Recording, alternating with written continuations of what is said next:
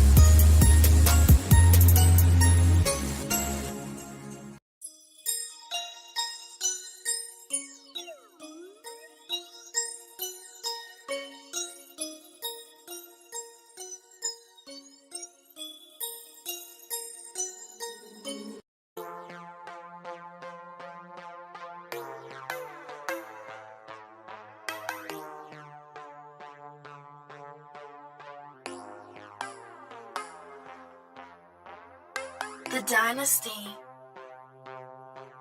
Oh my gosh, the music just turns me on.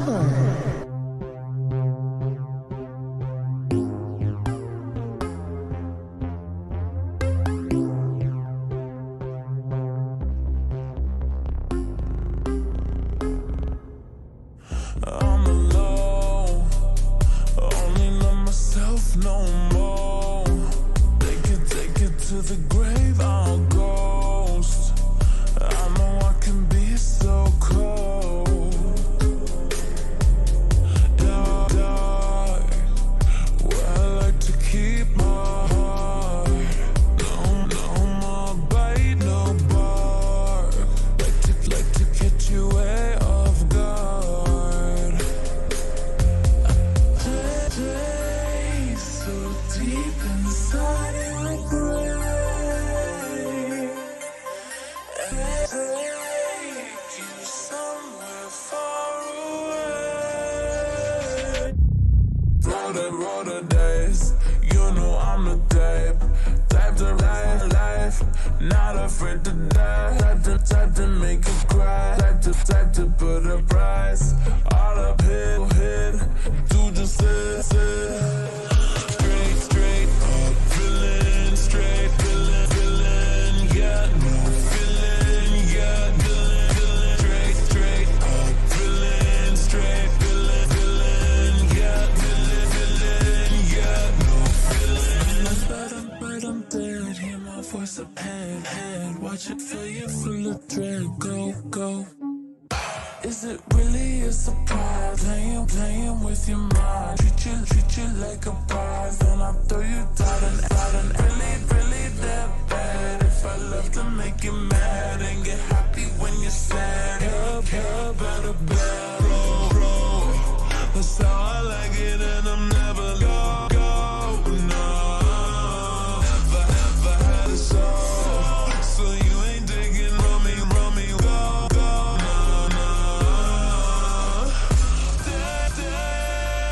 So deep inside your brain, take you somewhere far away. Time to roll the dice. You know I'm the type to risk my life, not afraid to die. Type to make you cry. Type to put a price. All up on your head. Do just say. Straight up, feeling straight, feeling, yeah, feeling, yeah, feeling, straight, feeling, yeah, feeling, yeah, but I'm dead, you know I'm so sad. Watch out for you from the drive till you go. Bang, you can do anything. No. The Dynasty.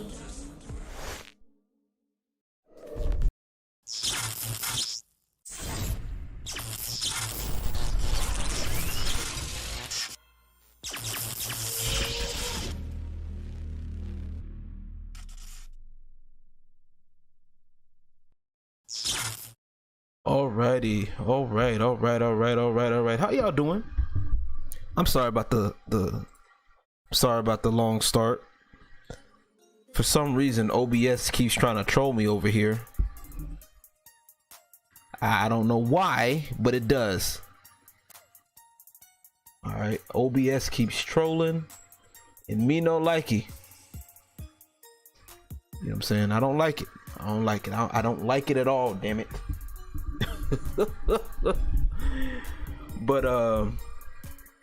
But yeah, today is going to be an interesting topic tonight. I do apologize for being late. I did wake up a little bit late.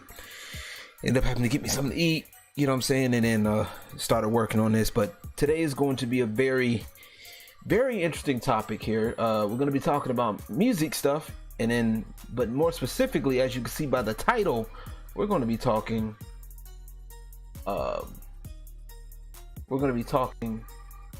K-pop in particular. And with K-pop in particular, you guys, we're going to be talking about K-pop's overall influence in America and some personal things about it. And I am joined with the homie 13. Where you at, 13? You in there? I'm here. All right. Let me turn you up, man. Yeah. Can y'all hear him all right? It's gonna be a bit quiet over here. Doing well, no worries. Good. That's what I like to see. So I'm just gonna let y'all know most of this is going to be a bit more of a talk, and you guys are more than welcome to have your comments, join in your comments and stuff like that. I will definitely make several breaking points to where that I can read comments if there are any. So if you guys got any comments that you want to add on live, let me know, and I will be time coding this. I'm going to be time coding it so that way you guys can go back and see, and just for ease of use, you know what I'm saying? Because I'm doing it live because I didn't feel like doing the whole recording. I mean, we could have done a recording, but whatever. But 13, tell them a little bit about yourself, man, if you or whatever what you could tell them. Sure thing. Basically, I was in a assigned band from like 2008 to 2015, and my significant other is in Korea's industry. Other than that, I mean, nobody's really a professional. A lot of people just know a lot of things. Not everybody's gonna know everything. That's so true. Most of the stuff is gonna be observations, things that I've been told, things that anybody can see, really. Right. Other than that, I mean, I still make music, play guitar, used to sing. I can play pretty much anything. Gotcha. That's Okay. about it. Okay. There you go. Well, for those of y'all that know me, I am 210LG or LG, as you all know me, Lawrence Gilmer, aka LG. Y'all know I'm coming at this from a music perspective. I do, like I said, for those of y'all that are wondering, like what that's going to be watching this new and wondering like what kind of music,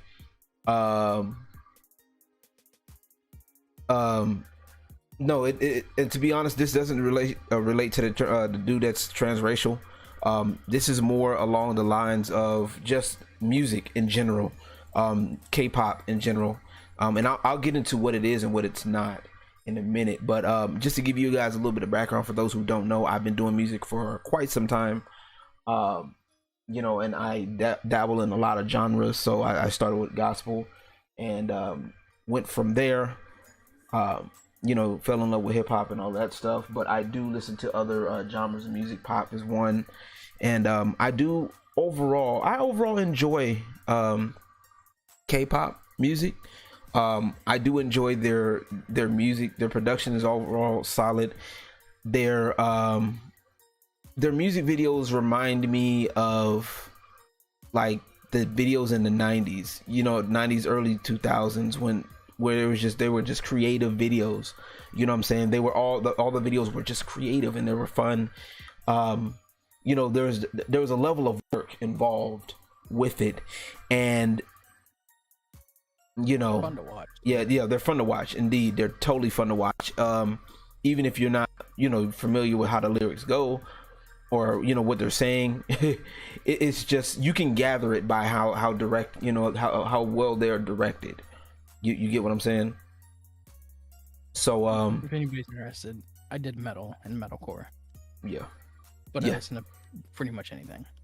facts, yeah, right. So let me make this clear. So once again, we're gonna make this little disclaimer thing here, and I'm sectioning this off once again. So I got to make this clear. What this is not. This is not necessarily a bashing video. This is not like an end all be all video. Like I said, I do not hate K-pop at all. I'm not like a big fan. I do have some favorite bands. Like I said, I've been listening to K-pop since like early 2000s. Shout out to the homie Natsu Fuji. He was doing K-pop remixes, and yeah, he's been doing those ever since. He's been doing those, and that's what got me into listening into more into K-pop. And like I said, overall K-pop is a fun thing. It's fun.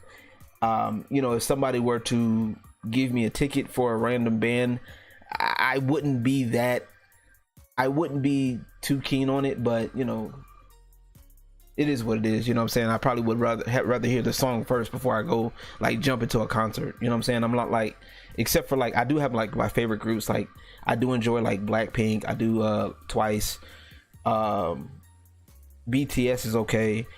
You know, I'm more of the older. I like the old ones. Like 2NE1 was actually one of my big favorites. I even did a couple of remixes of their songs, which is I think is on my channel still. So yeah.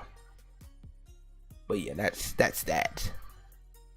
So it's not a bashing thing, but it is it's more of a, this is more of a talking thing to get people to understand what's going on in these, you know, in the industry, how the industry works, especially in Korea, and how they pump out their artists, and also how it works here in America, and why it doesn't translate well in some cases, and we'll talk about that a little bit later.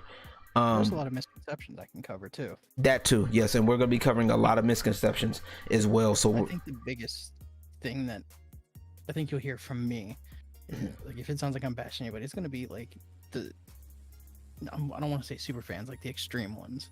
Yeah. It's the extremists. Yeah. Oh, and we'll get into that. Exactly, and we'll get into that. We're gonna definitely get into that in a little bit. But like I said, it's definitely, I had to make sure I make that clear, because it's not that. It's not, like I said, I don't need no these K-pop stands trying to come at me talking about, oh, you don't like K-pop. No, that's not it. Okay. I will be addressing y'all dumbasses later.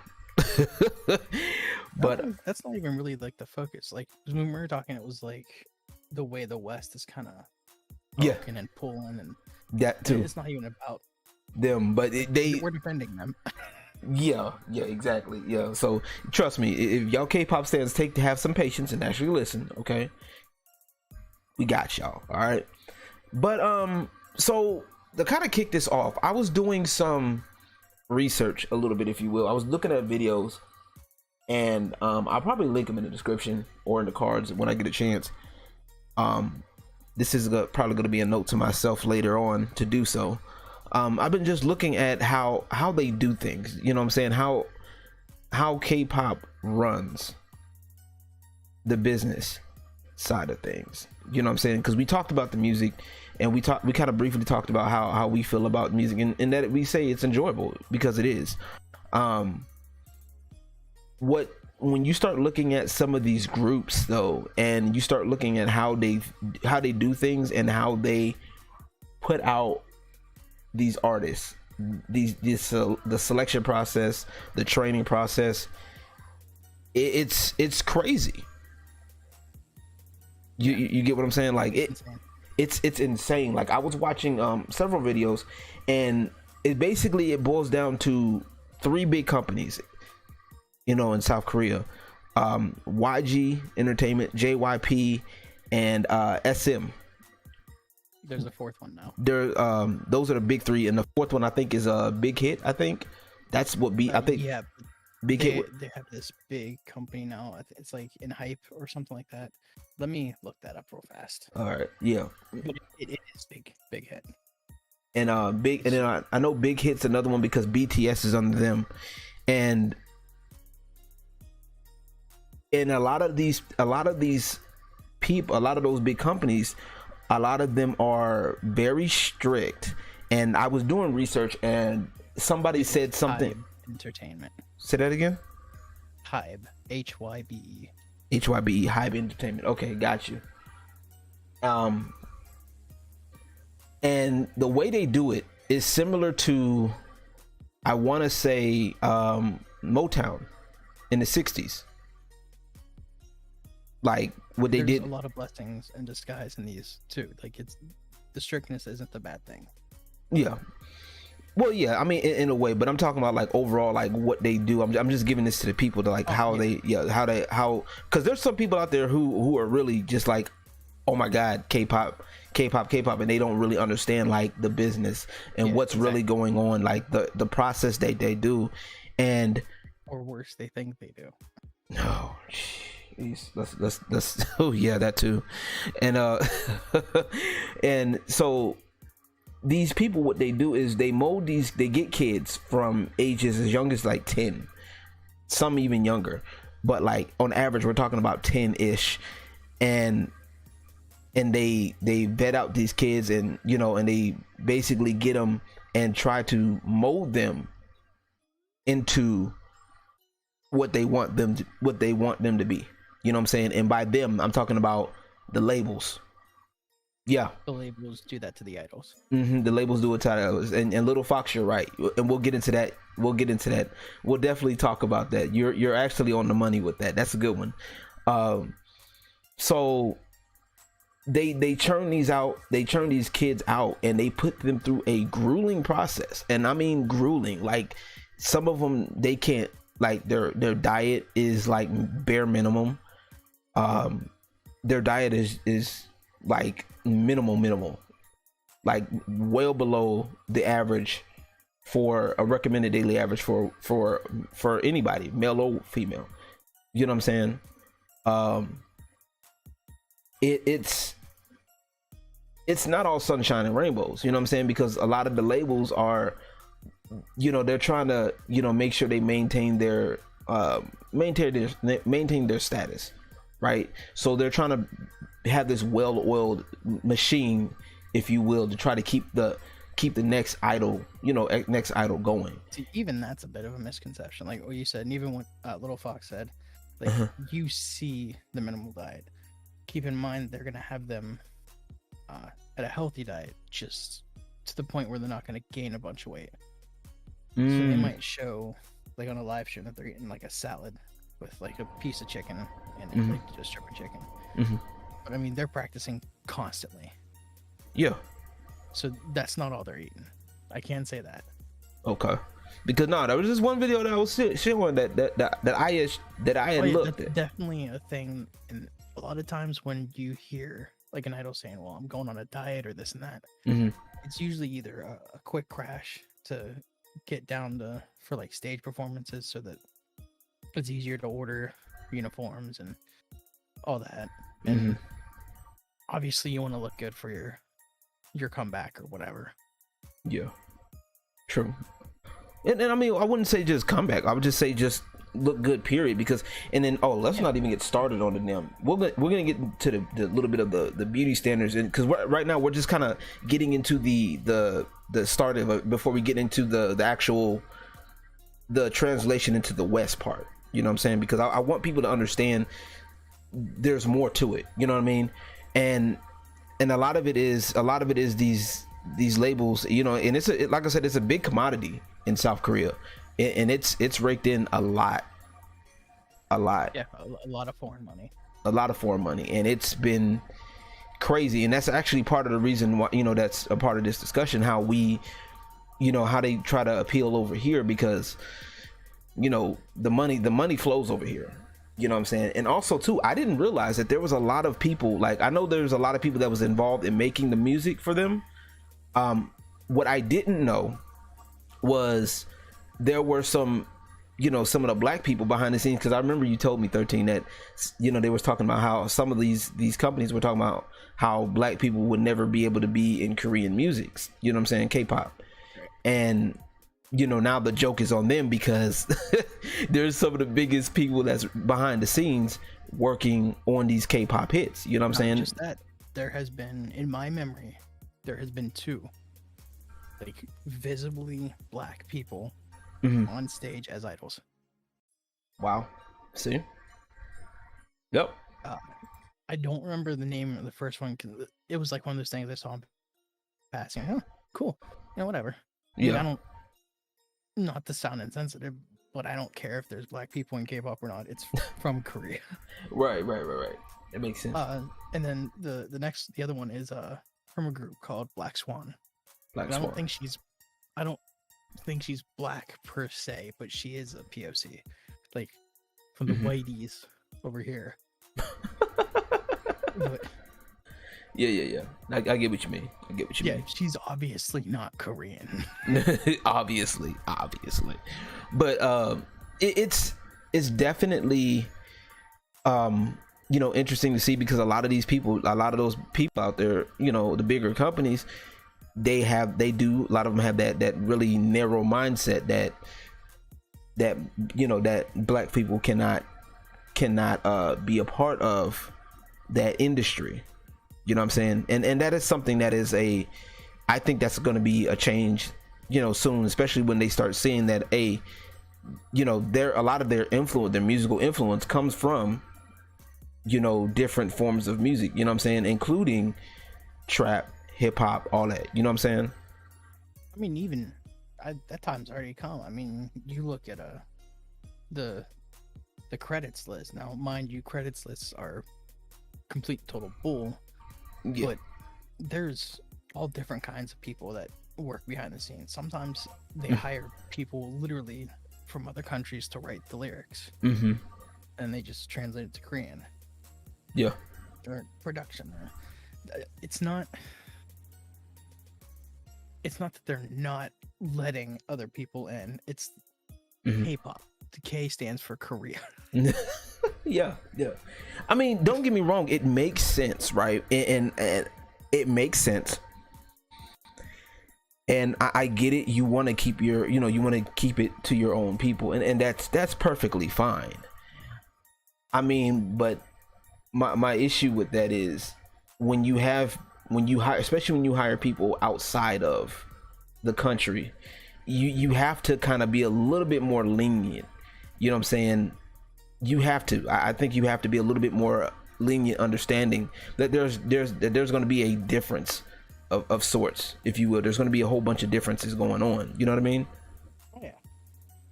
And a lot of it, I feel like I said, yeah, you're seeing you're right. You're definitely seeing a lot of it. It's starting to open up more now. But like I said, I was just watching it. Like I said, I was watching the video, and that's how a lot of them still view. There's still a lot of people, a lot of these big companies that they're trying to still kind of hold on to that mindset a little bit. You know what I mean? Does that make sense? Devil's advocate for that. I mean, like I said, the K stands for Korea, so you want the Korean flair. If you want like what a Western or a European artist would do, you'd listen to that. Yeah. No, that's yeah, I definitely get what you're saying. Yeah, no, that makes. I mean, it makes sense. I mean, I do agree with, you know, I lean towards what you're saying, of course, but yeah, like I said, I get it. It makes sense. Right. But everywhere, like any country, when it comes to like the pop music, everybody's involved. Yeah, that's the thing. Yeah, everybody's involved, indeed. But let me get to these comments real quick. What up, Taji? How you doing, man? Yeah, yeah, definitely. Girls' Generation, yes sir. GG, indeed. Yeah, they were definitely great. I mean, it's definitely, like, K-pop is definitely it's an acquired taste. Uh-oh, hold on. YouTube is not receiving enough. It says there's an error. It's buffering. I don't like y'all. There it goes. Okay, it's fixing itself. Never mind. All right. But yeah, it is. It's an acquired taste. It really is. It's something that you will not. The biggest thing is like the language barrier. Yeah. Language. Well, the language barrier, the language barrier, and also the perception barrier. You know what I'm saying? Especially because they still try to make the men look a certain way, the women act a certain way. You know what I'm saying? The rules, even though that some of them may be a blessing in disguise. I know we talked about that before, and we'll probably get into that. We'll get into that a little bit here. Yeah, while some may be a blessing in disguise, it's some of the rules are, some of the strictness is a little bit much. I think that to me it doesn't make sense. Like, it's a bit much. Like, telling people that they can't date, telling kids, okay, these are developing children, okay, and telling, you know, people that are developing and just learning about the world, that, you know, in this, it's like having an overprotective family member, you know what I'm saying, a parent, overprotective parent, and telling them what they can't do. The whole almost sheltered kind of thing, it's like an East Asian, like, what's the word I'm looking for? Stereotype? I just went brain dead. East Asian stereotype? Not stereotype. starts with a C. I'm pretty sure. Criteria, but it's an East Asian thing. It's an East Asian thing. I'll just say that. The word escapes me. Culture. Culture. Yeah. It's a culture thing. They want them to work. You know, the kids work hard to get where they want to be or whatever. Yeah. And it's crazy though. There's a very important thing about dating that not a lot of people understand. I don't know if you want me to go into it now or then, you know, or later if we touch on it then. Either way, I can. Wait, say that again? Like, there's a very important thing when it comes to dating in this situation. Okay. Not a lot of people realize. Go for it. Okay, so you can run out and go out, you know, just hang out with people and go on whatever date you want. Mm-hmm. Now, compare your lifestyle with somebody like an idol's lifestyle where their day is planned. They have literally mountains of things to do. Mm-hmm. You have to be careful with your mental health levels because of what you do. Yeah. And I mean, put all that together, then what? Uh-oh. significant other, and it'll still be long distance. Every little fight can explode into something huge. Like, you could break up over Cheez-Its. I mean, that sounds dumb, but, you know, consider that. Yeah. It's a lot of regular, like, everyday normal people can almost do whatever they want. Like I said, you can just go out and you can date whoever you want. You can do this and that, and it will very little affect you. Breakup might be bad and you'll be depressed for a while, but consider that where we live, like in the West, the divorce rate is huge. Yes. It's not that big over there. And then you consider the fact that a lot of suicidal moments and mental health issues come from relationships that went super bad. Now, take those and put them in a situation where you don't have that extra bit of stress that you can parse out to that thing. Right. And speaking of mental health, go ahead. Just to top it off, Yeah. there's papers that talk about like dating and having relationships and with people that are super busy, like business owners of like huge businesses and that are literally busy constantly. If you're business oriented, or like if you can't already have the time in a relaxed situation to have a relationship with somebody else, you shouldn't do it because it could be more damaging than good. Yeah, I mean that part I get, because, and it's funny you mentioned mental health, because like I said, one of the things that I was researching too is that when it came down to mental health, a lot of people in the especially in the South Korea, that it was their mental, they still kind of, they're not really completely on board with the mental health thing. They're still behind when it comes to mental health. I mean, America's not even on board completely with it. That too, true that. But I'm just saying, like, from what I was reading, and it was crazy because a lot of them. Because I mean, I know of. Go ahead. No, I was just saying that, like, a lot of that pressure from the like the labels and the studios, like, to make sure that people maintain a health, like a proper, I wouldn't say healthy weight, because a lot of it a proper weight, and to shame them like in front of their peers if they don't. Most idols are in a healthy weight. It's the way they dress them. It makes them look super unhealthy. Like, you've seen pictures of my girlfriend. There are clothes that they have her wear that makes her look like she hasn't eaten in years. Well, then they also do other stuff too, like the other I forgot what they call it, but yeah, I know what you mean. But like, yeah, I would argue even that the mental health issues from that come more from the fans than from the company. Although there are things the companies do that definitely cause it. Yeah, exactly. Yeah, that's what I was saying. Like, a lot of it is from the companies, because a lot of the companies, I mean, the fans cause it too. Don't get it twisted, but like, the fans cause it too. Absolutely. But I like, think when we this. talk I'm about thinking more mental so health- companies. I'm thinking more so companies because they're the main ones that put the pressure on. Really, they're the main ones because they're putting the pressure on them during their building phase before this is before they even get put into the public eye. Oh yeah. You know what I'm saying? Let me add this counterpoint to you. Go ahead. And you're not wrong, because in all fairness, from my knowledge, just this year there have been 4 trainee suicides within the training spaces, like the dance rooms. Wow. But let me just counter you with this. If you look through anything that has to do with K-pop idols, look through their Instagrams, look at their videos, even on the music. One of the fewest things mentioned will be the music. Everything else is how they look, how they dress. Yeah. There's going to be a lot of comments sexualizing them, like, to a weird, uncomfortable degree.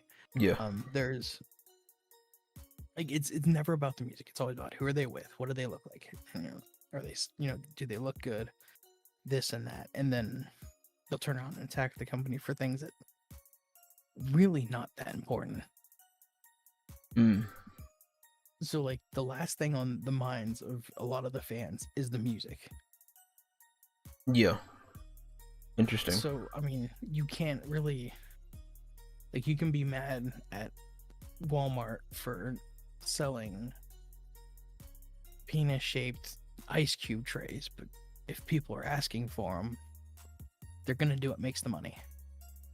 Yeah, I mean that's true. I mean that is true, and like I said, that's why I said it's both ways, because a lot of them. But like I said, I think I said it's both ways, but I definitely put it towards. I lean it more towards the company itself, because The company should absolutely be doing something. Yeah, because not only should they be doing something, they should be allowing them a little bit more freedom, because they are people. Like, I mean, I get it, having certain restrictions, that's fine. Like, you know what I'm saying? Certain restrictions, I mean, to me, it makes sense, because there are fans out there and that have done some stupid shit. You know what I'm saying? I think I saw about one. True, but I mean, there's some fans out there who they made it to where, like, I think one company can't fly coach anymore. Like one group, BTS can't even fly. Yeah, that's a big hit. Yeah, because there was a bunch of people getting next to him, taking pictures, and somebody went in and licked the toilet seat after one came out. Yeah, wow. See, yeah, that's stupid. Y'all fans are weird. But, y'all fans are weird. Y'all stands. Yeah, no, those aren't fans. Those are stands. Y'all stands are weird. Okay. But, yeah. Well, they have a word for those, actually. For What? those types of fans, they call them sasaengs. Sasaengs. Sasaengs are like they follow them. These people will threaten like N-word airport employees for passport numbers and phone numbers. Wow. It's nuts. It's nuts. But again, that's one of those reasons why they're so strict. But I will say, and you may not have connected it, but you've seen this in action. There are ways for idols to literally sneak off and take a vacation. I'm laughing at that for a plethora of reasons. So, like, my girlfriend recently did it. There's a lot of times where there will be a space of things where an idol doesn't seem active, and then you'll see a thing here or there where, oh, X idol was seen at Gucci store in Seoul, Korea, or having lunch in Gangnam, at some new spot or whatever. Those are usually taken before, like a while before, and then released after. Interesting. Because they call them cover-ups. So they'll schedule you, like they'll slam you with a schedule. Like if you want to take a vacation, they'll slam you with a schedule, get through all that, and then you just have like a month or so of stuff already done. Right. And then they'll just use that as a cover up. Like, oh, we saw so and so here, we saw so and so there. That way, you can you see this, like you see, oh well, they were seen and sold, so you know they could pass you on the street. You wouldn't realize it because you just saw that they were seen eating, and at some Gangnam cafe. Yeah. Basically giant ass misdirection. Basically, that's what that is. Mhm. Yeah, that's Like, yeah. It's so easy because, and no offense, a lot of these fans are kind of dumb because they'll literally believe whatever the company tells them. Yeah, that's true. That's true. Whatever the company tells them. Yep. And that's another reason why dating is a good thing to be banned over there, because they have started using that and enforcing relationships for marketing like the West does. Yeah.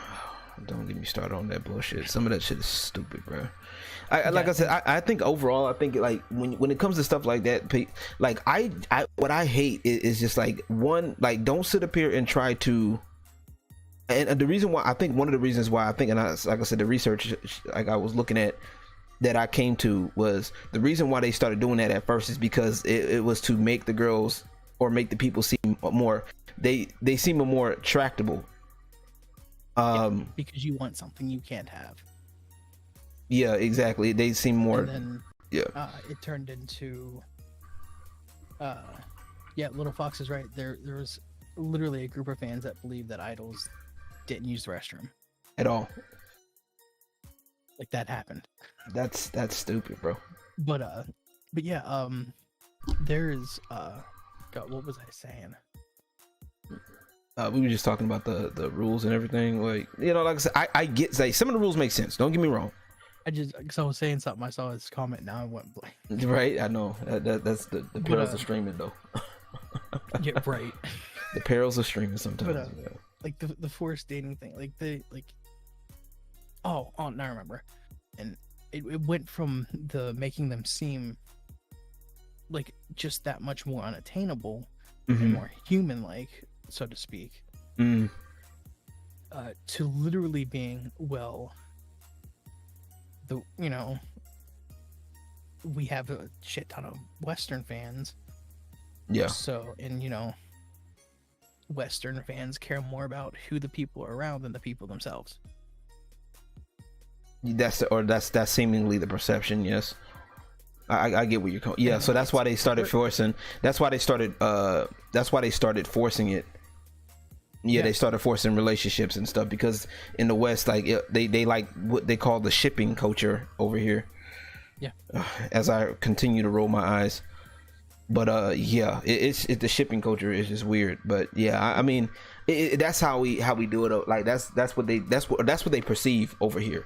So once again, people got to realize, like, the stuff that we see, or that especially the bigger companies, they only see a little bit. You know what I'm saying? Some of them, they only see a little bit, unless they have somebody like on their company in that area and to do a report on what's going on. They only know what they see. It's literally the iceberg meme. It's literally the iceberg. It's literally that's all they see, unless they themselves or they get some people to go in and go deeper. They only know what's being seen. They only know what's popular. You know what I'm saying? So don't even want to believe what's in front of them either. They think they're happy, and then you look at like pictures compared to when an idol started to now. Yep. Uh-oh. I don't work with Lady Gaga or whatever. Yeah. No. Right. Exactly. No. Exactly. And we're gonna get into the meat of it, the music part. Just a second. Let me read the comments right quick. K-pop is just weird to me. I heard someone got stabbed over a jacket. Yeah, we were just talking about like how weird some of the extra fans are and how dumb some of them are. If you want weird, there was a time when trimming pubic hair and pasting it with, time of the month blood was a common thing for extreme fans to send idols.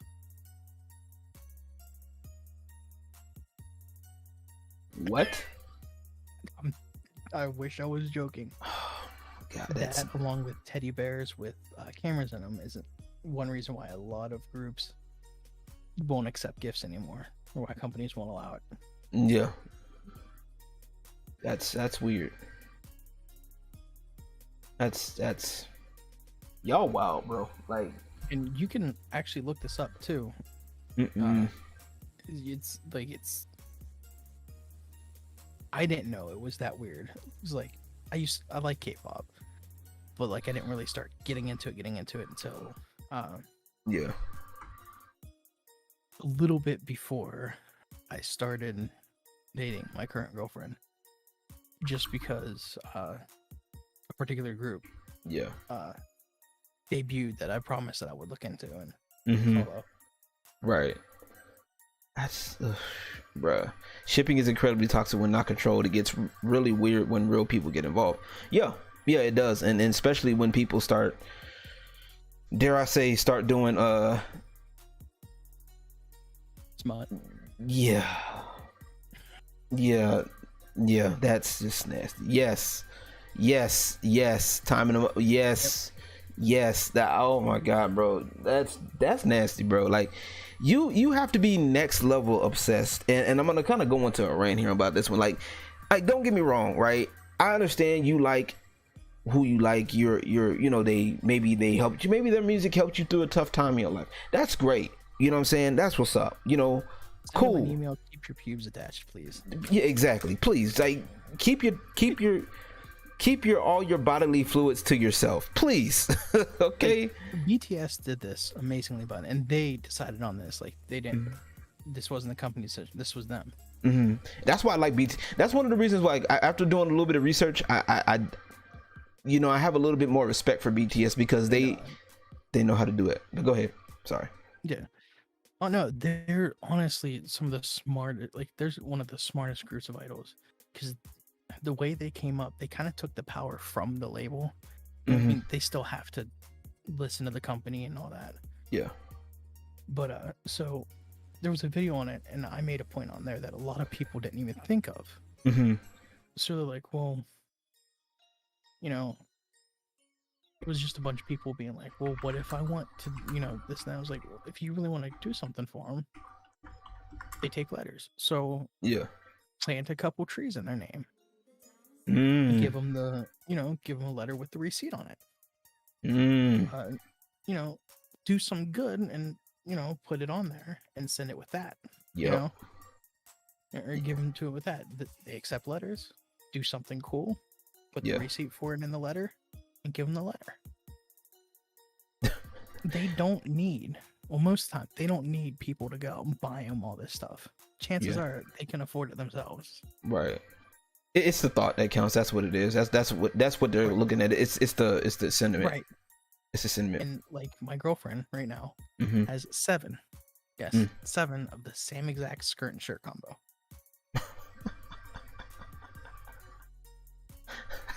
I believe it. Nothing is more uncomfortable. Oh, this is interesting. So nothing is more uncomfortable than when you find there is bad stuff of you involved. That's and I think some of that was a company manufactured too. There are entire sites of deepfakes that involve idols. Yep, and some of them are probably. Yeah, I believe that. And Taji says, like many artists, at the end of the day, they breathe just like the rest of us. Like, come on, everyone sleeps, but all the extra stuff is outrageous. Yeah, bro, that extra stuff is wild, bro. Like, you would think that,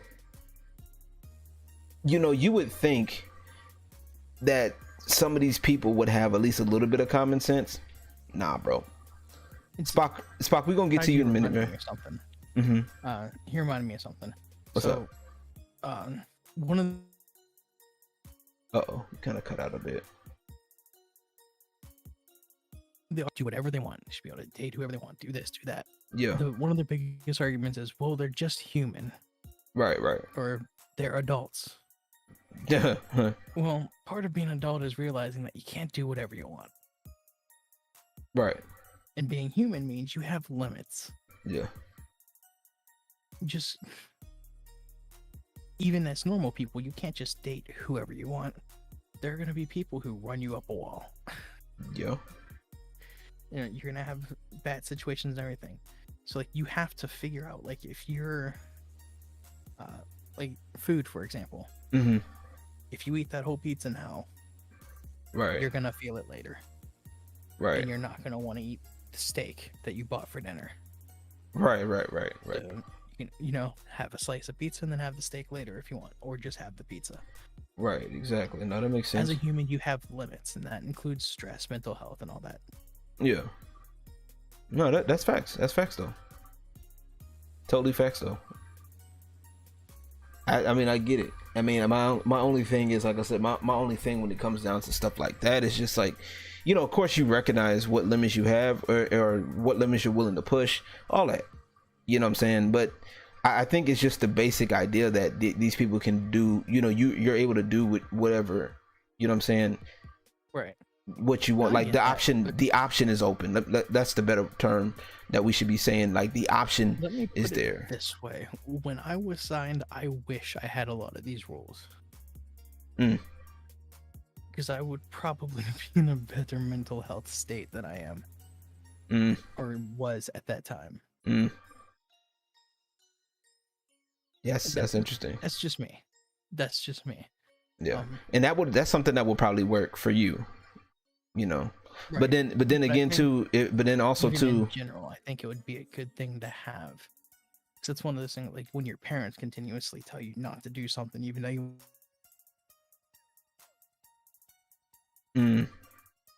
I on some level take back the weeb comment. it's something for me. It's kind of like that. Okay. Also, just to let you know, you was kind of cutting out a little bit. Just wanted to let you know that. Did you need me to repeat something?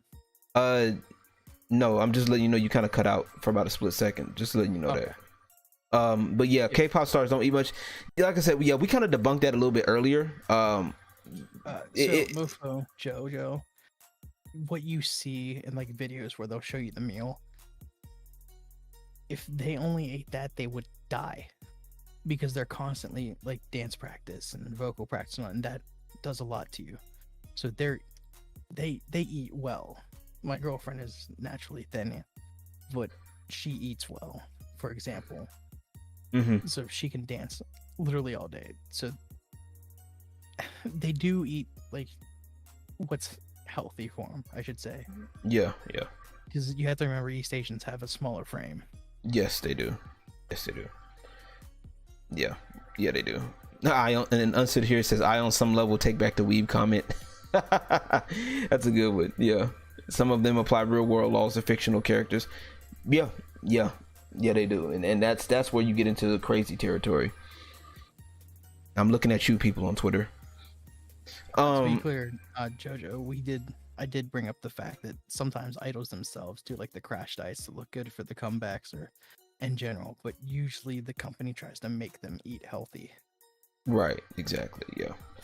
But like I said, yeah, I do understand that there are certain rules in place, but like my thing was, when you apply that to everybody, it doesn't work for everybody. Like you can have a template. My thing is like you would have a template, but like they try to do that. What's good for the goose is good for the gander, and they cranked it up to 10 from what I'm seeing. They crank it. Fair, every company has their own set of rules. Yeah, true. Granted, literally everything you have to do has to be okayed by the company.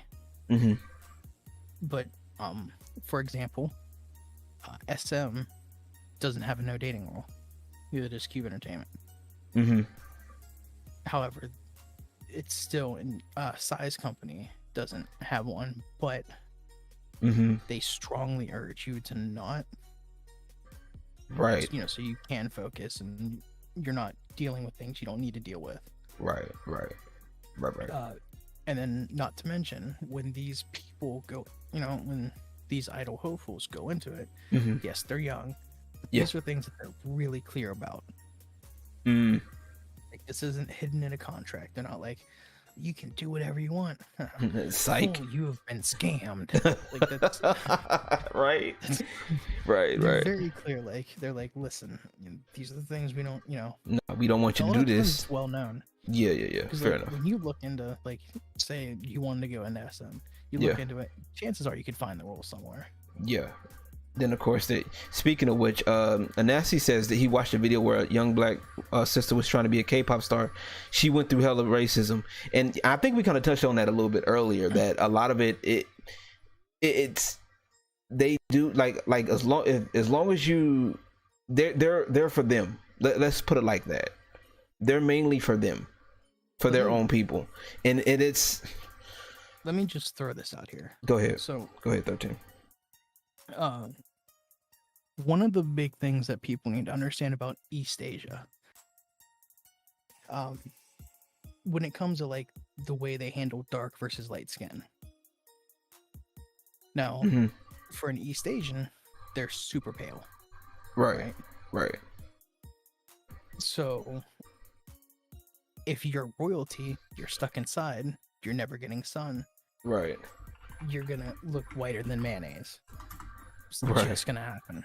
Right. If you're one of the common folk, you're a peasant, you're out in your whatever fields, whether it be rice or whatever you're growing or farming, you gonna get a tan. Facts. That's facts. So, to them, the paler skin is more attractive because it's like ingrained royalty or attractive. Just like a lot of men still prefer large breast. It's an evolution thing. Like that's what we're used to looking for in a partner for the biological reasons. Yeah. So that's like the colorism thing over there. And then when it comes to getting like other races into it, unless you're East Asian, your chances are super low. There is an entire K-pop group of white dudes, for example. And they're actually not terrible. They went out of their way to learn the language. It has the feel of K-pop. Like they're legitimately trying to be K-pop for the Korean act, which is great. They're not even all that popular because they're not Asian. They're not East Asian.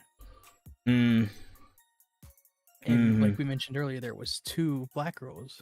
One I know was black. The other one was non-white or whatever. I think she's Brazilian. Right. I have to look it up, but the one that I'm not sure of is from Black Swan. You can look them up. Okay. Nobody really likes them. Yeah. Because it's clear that they're just diversity pointing it. But yeah, I'm not even kidding. Like that was their whole shtick. We have someone who looks like they're black. You should buy our album, and they sold like 19 albums. Damn. That sucks. So, yeah, which to me says that people want good music for the most part. Right. And then it's not that they hate outsiders. If you go and you show a real interest, a lot of times, a lot of people are going to be nice to you. Right. It's when you start infiltrating. It's when you start infiltrating and being. When you get a bunch of plastic surgery and pretend you're Korean is when they hate you. Yeah. There you go. Yep. Yeah. I'm looking at you. I forgot the person that did it. I forgot his name that did it. That went that route. But I'm looking at you. Yeah, Ollie London. I'm looking at you. Give me 1 second. I'll be right back. No, you're good. But yeah, no. Carrie Pammy though. yeah. And my thing is like there is nothing wrong with it because with K-pop there's definitely some hip hop influence. Like there's definitely some hip hop influence in it, and you can't deny that at all. But it's just that some of their beauty standards are a little bit dodgy at best. Right, that's just me. Welcome back. Sounded like somebody was messing with the fan. One of the cats were trying to bat at hers. I don't know. Like I said, I think some of their beauty standards are dodgy, are a little bit dodgy in some areas. It's like, okay, like especially when they start doing plastic surgery to try to make them look a certain way. That was the part that kind of like, when I was doing my research, I was kind of like, I don't know about that.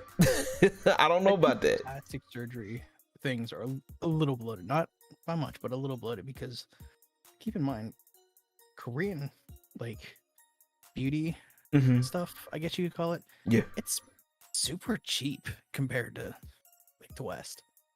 Yeah. So a lot of people literally travel to Korea just to get plastic surgery.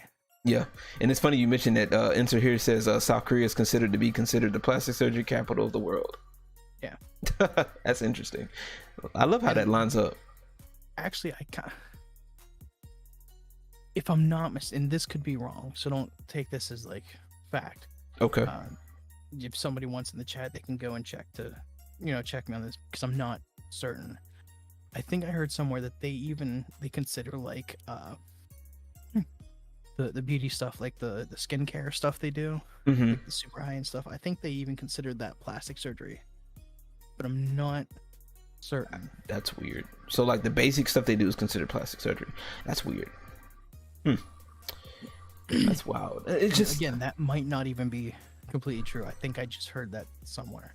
I just, like I said, me personally, when it comes down to stuff like that, it's just I think whole plastic surgery thing myself either. Yeah, me neither. Like I mean I get it. Like I understand, like if it's really that bad for you to make changes, if you like if it's like a really needed change, and it's one of those things, like if it's really needed, or if you feel okay at the end of the day, if that's completely your choice, cool. But and that was fair, a lot of those things are small changes they do. Yeah, a lot of it is small changes. Get like a little bit done on their nose, or or under the eyelids. They want just that, the double eyelid thing. And then I think also sometimes they want a little bit more of a pointier chin.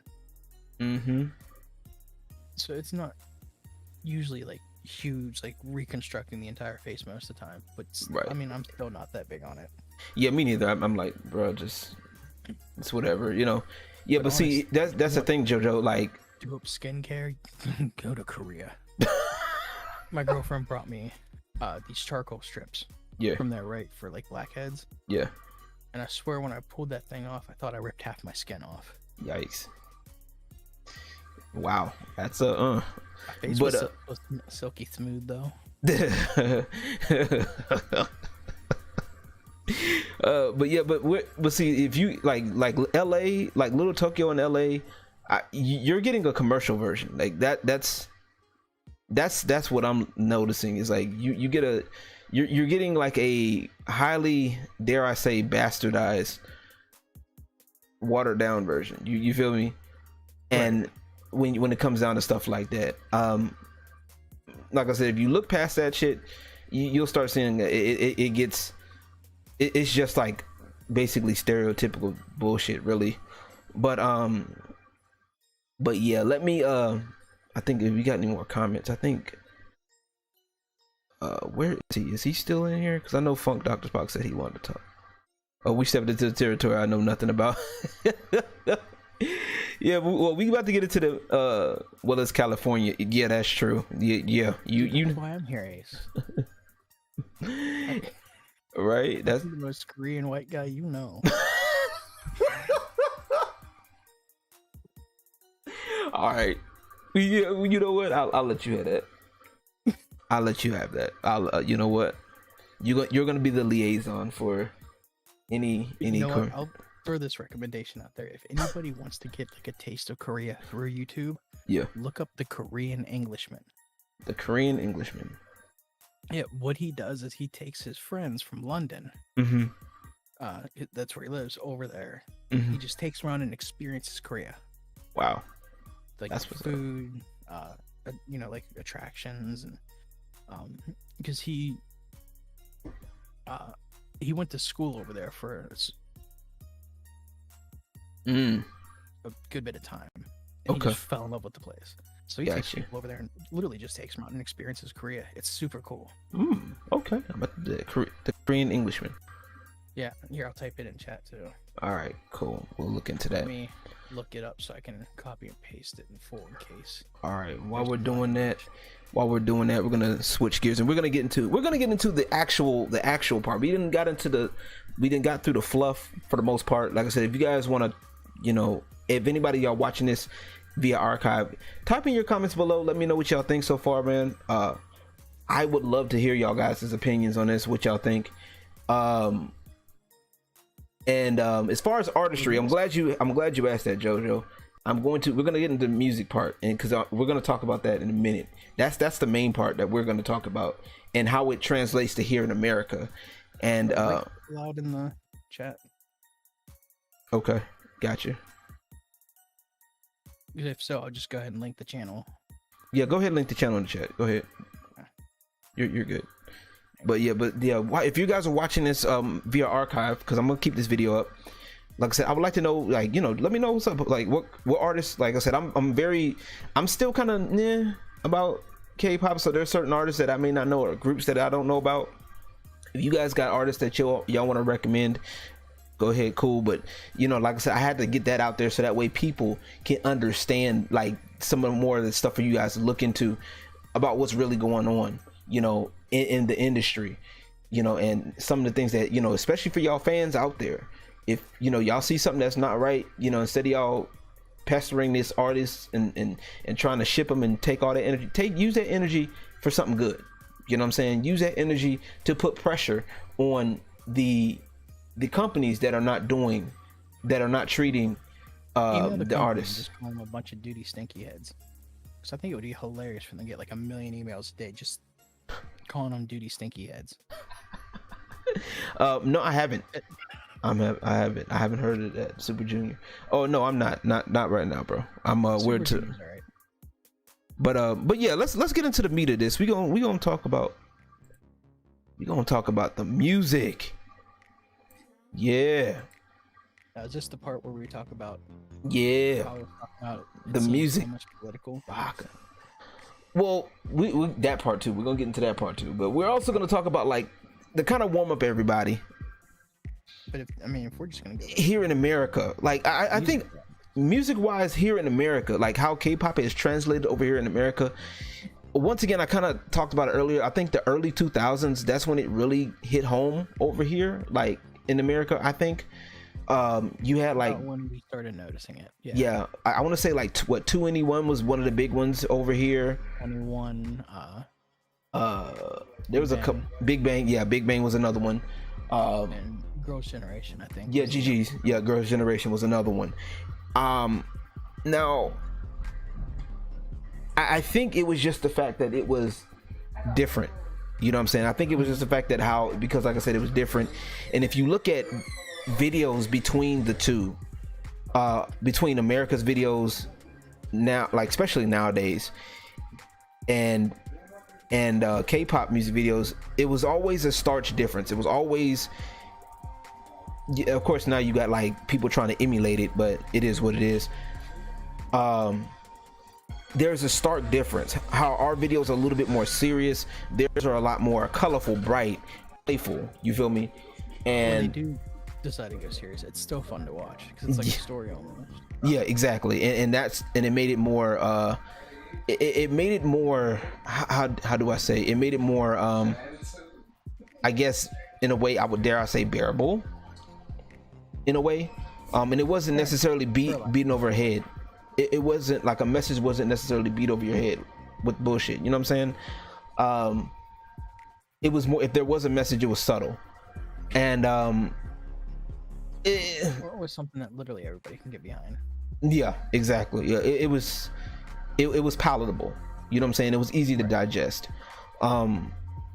As a lot of pop music is, it's supposed to be easily digestible. But I've also noticed, like as of late, like a lot of the music here, it hasn't. Overall, I think it hasn't really, since the early 2000s, it really hasn't translated well. I think, like a lot of it hasn't really, like in the grand, like out of all the music that we have here, and then you bring in like K-pop, it's not something that it's played everywhere. You know what I'm saying? No. Except for like maybe BTS. Except for BTS, but you get certain radio stations that'll play it. Yeah. So like, I mean, like local stations where like a group of the fans live that do the lefty thing and like bombard them until they play it. Yeah. Let me see. Show. Part, we don't get like Western radio stations like. Yeah, adding it to their playlist. Right. And then Das Giggle says, well, from what I've heard, a lot of the K-pop songs are more like love songs or going through tough times, when our music is just mostly popping pussy or wow. That's yeah and no. Like I said, that's why you get that stark difference. I think that's production though. Like if you compare productions, the beats are completely different. Yeah, Yeah. Even like you can tell they're in the same genre, but the way like they do it in Korea, there's just something to it. Yeah, they mix they do a lot of mixing interchangeable between genres, especially more like the brightness of EDM, like, and also EDM trap. Like they take the EDM trap stuff, the brightness, and then they kind of mix it with that. You know what I'm saying? That's like the main. I believe that's the main. Yeah. Stacks, both good examples of that. Yeah, and they basically keep it bright. You know what I'm saying? Whereas our music is, I feel like in some cases, is a little bit more, dare I say, dynamic. You know what I'm saying? Like, you know, and also, yes, Korea also does have strict music video rules. Well, they've kind of eased up. They can make whatever video you want. It's just if it's certain things, they just won't show it on different like award shows or TV shows. That's all. Yeah. They don't care what you do to post like YouTube. Well, they was talking about like, well, really? Because I thought it was okay. That's weird. Because I thought it was, because I know they censored a lot of stuff. There's like a lot of certain movies that they couldn't do when it comes down to stuff like that. You could still do them, just if you did them, you weren't gonna get like your video played on like the TV shows or like the award shows over there. You can okay. Still post it to YouTube. Okay, fair enough. So basically, it was make what you want, but if these things are in it, we're not gonna show it on our show. pretty much, but like I honestly think that when it comes down to the music here, and I know you talked about it, where I don't know, well, are you able to talk about where like there's certain groups that try to do remixes over here, and when they try to like connect with local artists, I mean not local artists, or what, American artists, it just tends to fall flat. Yeah, because you have two different types of like production styles clashing. Yeah. And like if you have a Western producer mixing a Korean artist, literally like all the girls are gonna sound the same. Unless like the girl has a voice that really stands out. Like if you listen to now, here, I'll give you two good examples that are completely on different end of the spectrum. Okay. You just got Gaga's collab with Blackpink. Okay. Sour Candy. Okay. All right. All of Blackpink sounds the same. Wow. But you can look it up, and you probably won't be able to tell where one member ends and the next one starts. Okay. And the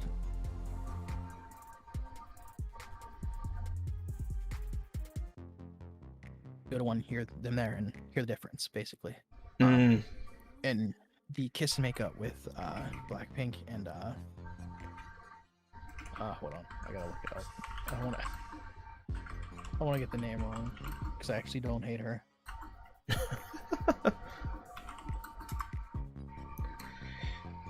Dua Lipa, that's what it is.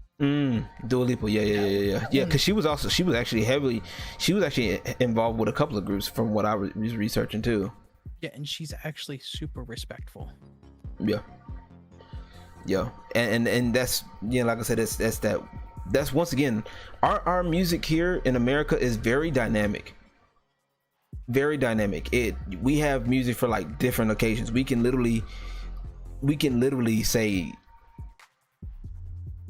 we got different genres, like a melting pot. Like it's fucking crazy over here, like for real. Well, they do this. They have that in Korea too. Like I can like Monsta X, Blackpink, Dreamcatcher, and Twice all have completely different styles. But in America, it's like the way we mix in America does not do well with the way they do it. What do you mean? So like in America, we have a harsher difference in like vocal styles. Yes, we do. If you and me were to get on a track, we could, we could be mixed almost as with the same effects on it. Yeah. And we'll sound still different. Yeah, just because our voices are different and stuff like that. Right. Yeah. And that's not to say like, because there's a bunch of different like vocal styles in Korea, but a lot of the time, like the companies will pick groups with very similar vocalists and put them in the same group. Yeah. It sounds more fluid. and then like they'll have one or two with a different voice to mix it up, and usually they're the rappers, and then one singer will get it. Mm. But when you take that to how we do it in America, that just kind of flatlines and everybody sounds the same. Yeah. True. Yeah, that makes That's what sense. I've noticed. No, and you're right. And actually, when you say it like that, it makes a lot more sense. Especially when it comes down to the more mainstream stuff, because it's like us over here, like when we had boy band groups, yeah, it was pretty much the same thing, like the Motowns, Backstreet Boys, yeah, even some of the black ones, like I want to say Jodeci. Well, Jodeci was a little bit different because like Jodeci, you can hear, like, especially when it came down to like certain accents, though, you can hear the difference. Like you can hear like certain certain things. All right, Spades, hey man, take care of that business, handle that, bro. Appreciate you coming in. But yeah, like you can hear the difference. Like there's like I said, you can hear like I know they also did the same for like I know Destiny's Child did that. They did that for Destiny's Child. And then Little Mix.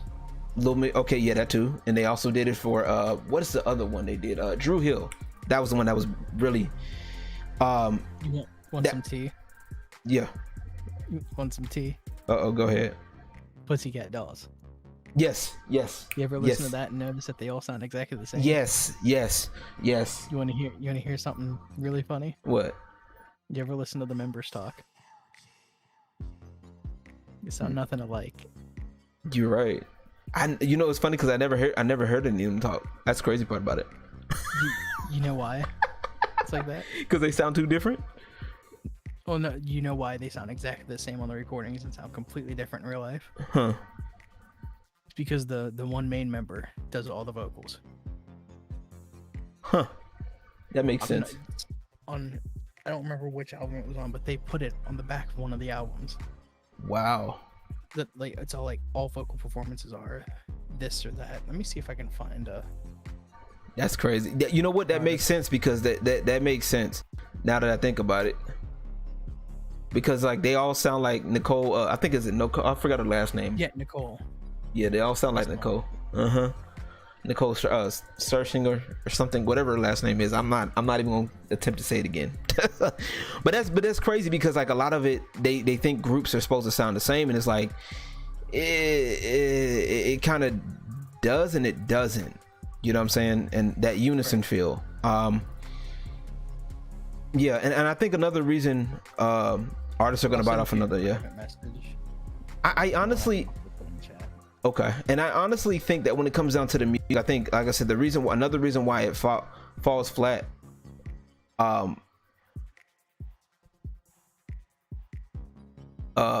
Insert. I'm gonna answer that question in a second. That's a good question, actually. Well, I'm gonna ask the question to 13 and see what he says, because I'm not sure.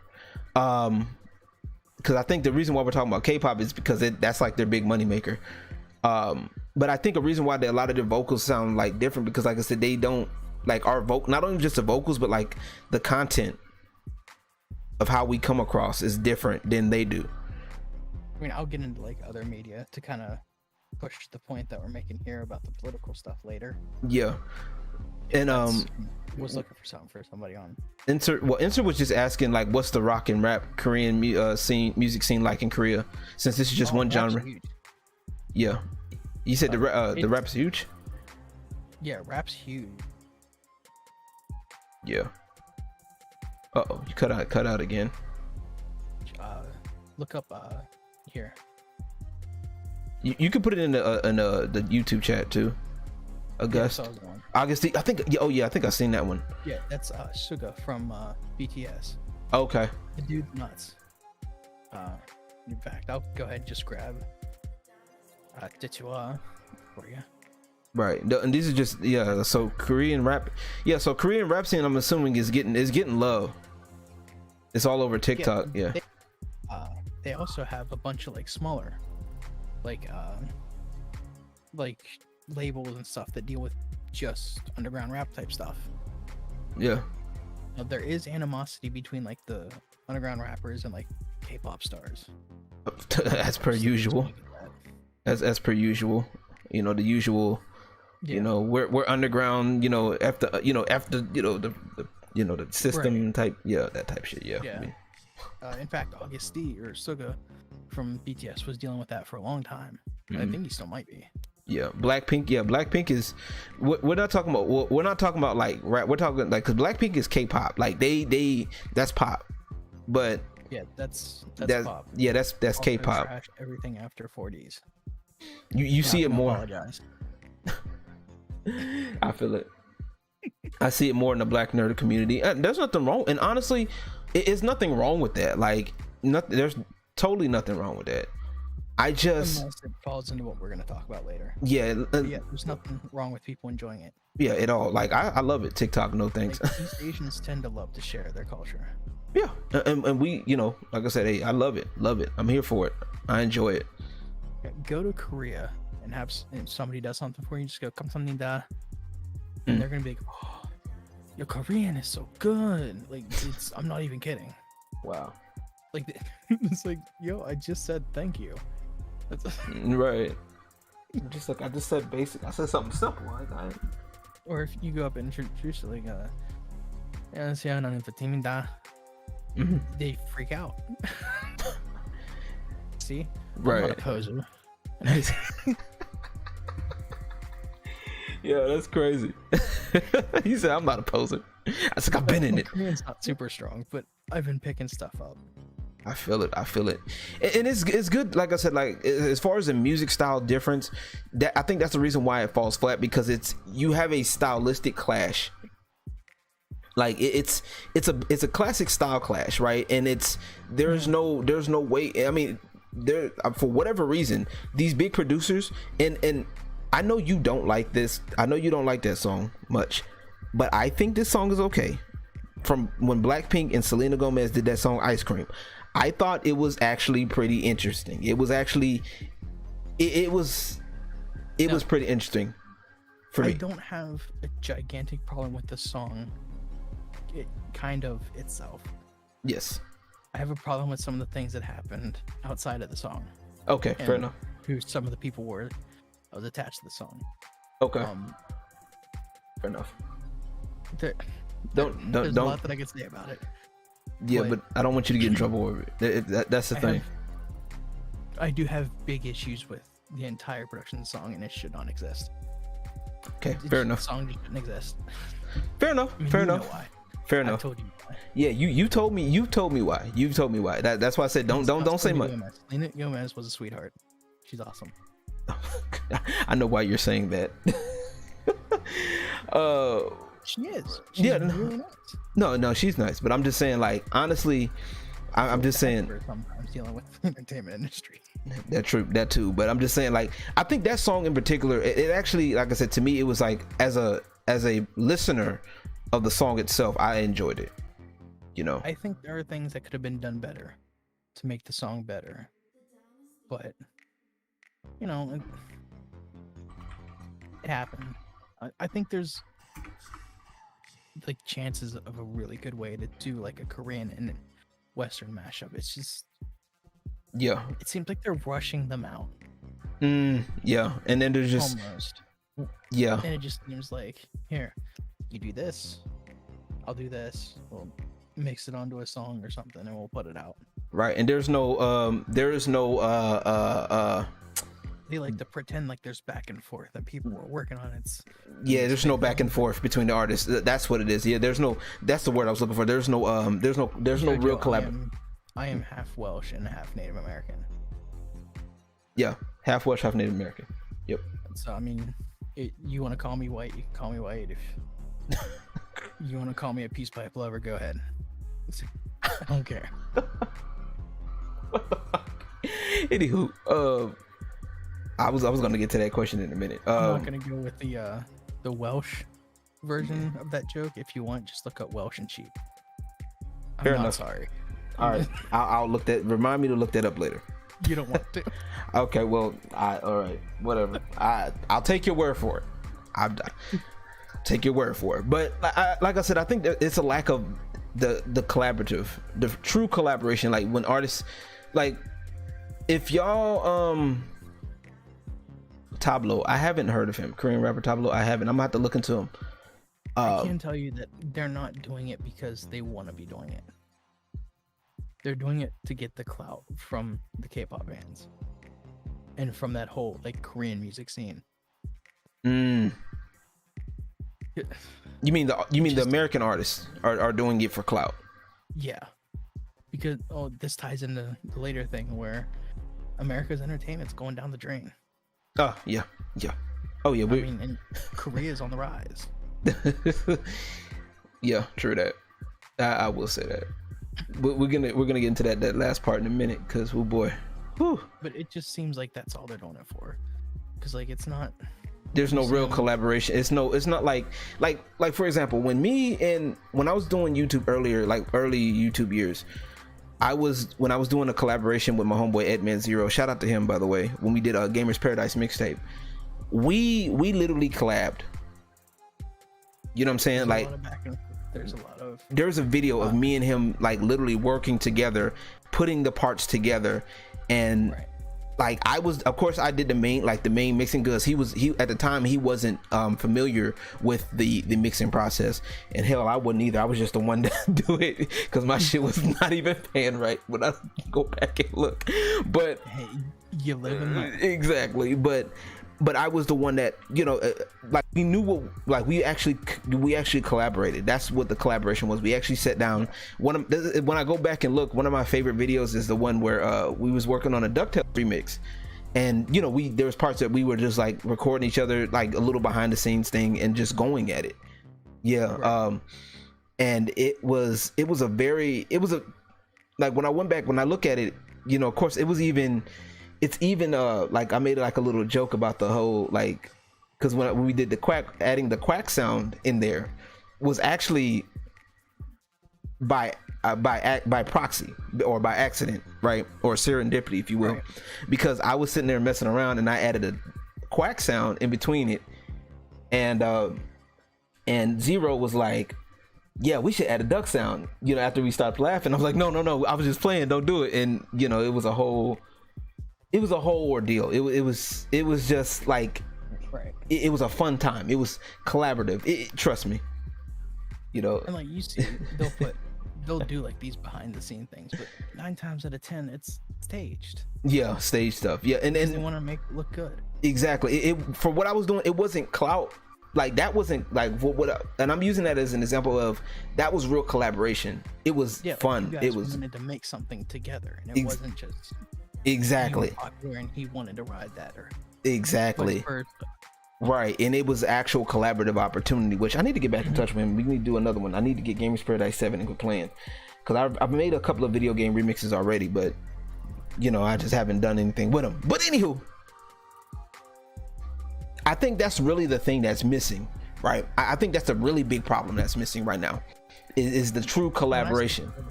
I want to see.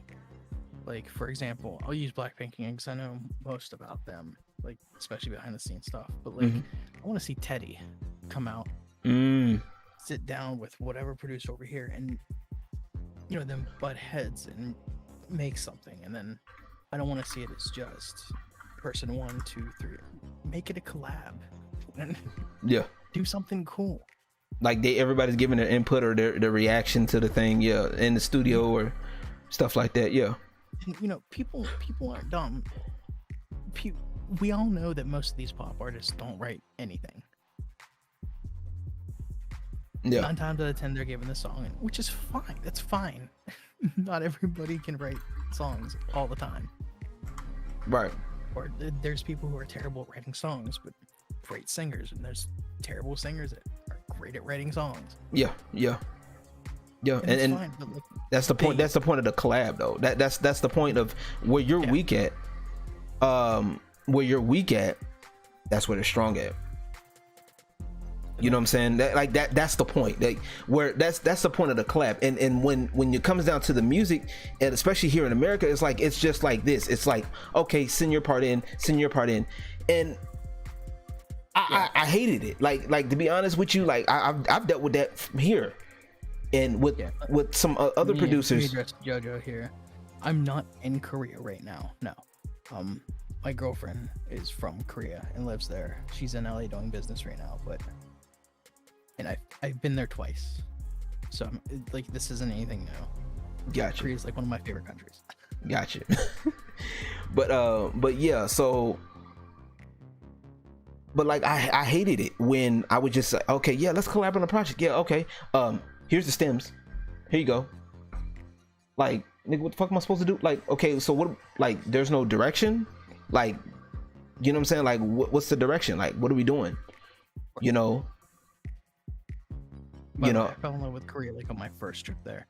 Nice. We toured Korea and Japan. Yeah, his like, I band. was like, I'm stoked to go to Japan, and then we went to Korea, and I didn't want to go to Japan. Bro, I'm telling you, man, that shit's crazy. It's like it's no real collabo. Right. No. No real collab, and that's the point, man. I think once we get people that, once we get people that actually want to collab and actually appreciate the culture, and it's not just clout or business, which we'll go into in a minute. Yeah. I think it will be in a better place. But let me get to the comments real quick, because I want to get to the Joe. I want to go to Japan. I am South Korea. Definitely would like to go visit. You know what I'm saying? 13 about to hook me up, bro. 13, he don't know it yet. He gonna hook me up. Hey, if I go over, I'll let you know. You can come with. Look, put me in the bag. Like put me in the bag. Poke holes in it. You know what I'm saying? And then we good. Okay, I'm good. No, I'm joking. But yeah, I definitely would like to go, man. And enough said. 219, thank you for coming by. Died laughing at the video you made interviewing that dude that called got the grifter. Bruh, that shit was fucking stupid. I realized I have more patience than I should, and for some people I got to learn how to tighten that shit up. Because some of these folks don't know how to they think they can run shit. But the funny thing about that, and this is just a quick side note, funny thing about that particular video, right? That video is at 2,000 views right now. If you were to go look, like, if you were to skim his channel, that one video, like, he still hasn't, he barely cracked 100. And still ain't getting no play. The only people that's getting play are the people that already support him already. That's the only people that's giving him a play. He was trying to trip you up. No, he couldn't answer the question. That's what that was. Like, he couldn't answer the main question of how Gothics in particular was a grifter. And I'm just like, you know what? Some people people are going to be people. Don't answer a question because it puts them in a bad spot. They'll beat around the bush and try to turn it back on you. Yeah, he couldn't answer the question. You know what I'm saying?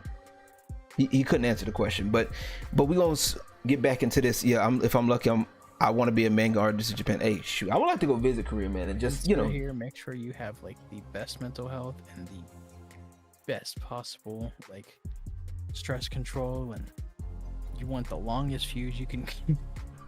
It's hard work. It definitely is. I agree.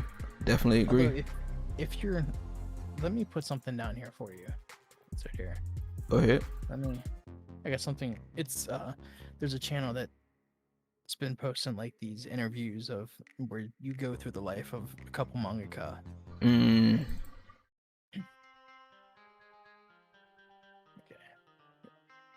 I'm not gonna look it up though. I'll put it in. Take your time, man. But yeah, like as far as Mandan. I'm not sure how. But and this is the last part of the last main section of and this is gonna be like, I know a lot of people are gonna be feeling this part. And let me just say first real quick on the collab thing. If I send you stems or something to listen to, yeah, if you don't send it back with either, hey, this is good, and here's something else, can you see if you can make it fit this better, or if there's not some kind of communication like that, it's not a collab. Right. Yeah, that's true. It's just you giving it to him at this point. You just giving it to him. That's true. I agree. So this part's gonna wake a lot of y'all motherfuckers up, right? This shit's gonna be crazy. So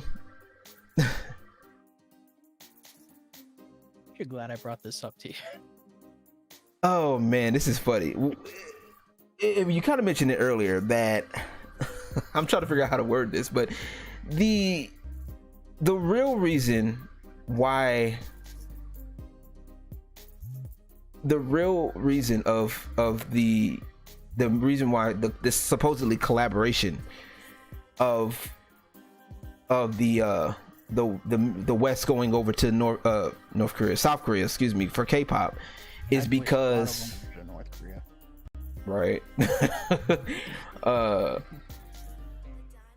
I know, right? But it's because of there is a decline in Western entertainment, the decline of Western entertainment, and you know a lot of people are saying this, that there is a decline. The reason why a lot of people K-pop is on the rise, especially right now, is because it started rising and ours started going down. Yeah, exactly.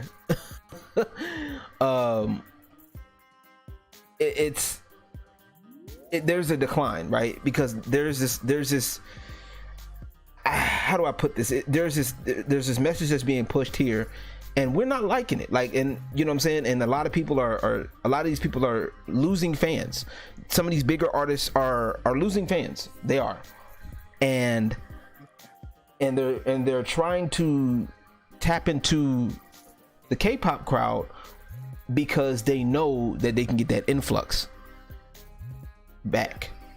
You know what I'm saying? They know that people can It's obvious that most K-pop fans don't care about the music. They just want to know about who they're doing business with, who they're dating, yeah all that stuff. And I think actually one of the biggest factors that started like the Western entertainment reaching and grabbing from like Eastern. Yeah. Obviously you have like the manga and the comic thing. Right. But if everybody here remembers the movie Parasite. Okay. The Korean film. I think so. Yeah, I think so. Yeah, it got super popular, like really big in the States. It won awards in our award shows. Right. It doesn't happen. It just doesn't happen. Right. But so from there, and now you have the West doing Masked Singer. That's a Korean show. That's Somebody true. I know was on it. Wow, that's crazy. And then now you have this, I think it's a Netflix series where they want to like do Parasite, but in the West or something like that. Or no, it's Train to Busan. No, the zombie one. Is it Train to Busan? I'm not sure right now because I got a lot of information, so I'm just like good zombie flick. That came from Korea that got popular. Actually, let me. It's gonna bother me.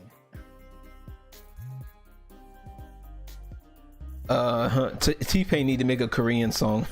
K-pop. He needs to make a K-pop song. Yo, that's true.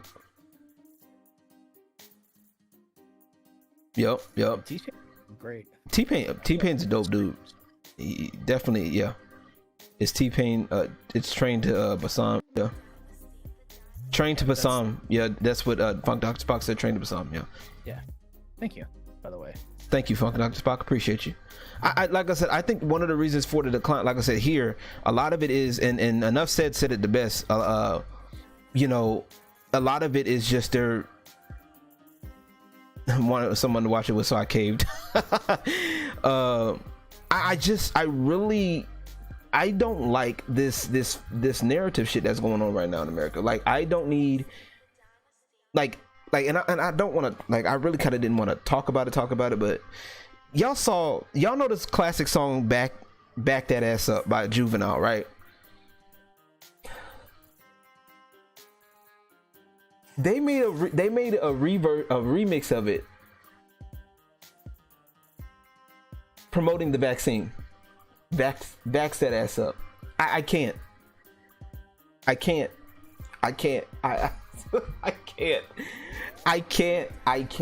cannot. Like, Yep. I can't get with it. Like I don't, and that is exactly why I can't take that shit seriously, because it's like people, they're trying to get an agenda push and people are falling for the shit. And I think it's waking a lot of people up though. I'm fucking tired, bro. Like I'm tired of it. Like I don't need to be spoon-fed. I don't want that. Like I whether you vote for, whether you're a Trump supporter or not, it doesn't matter to me, right?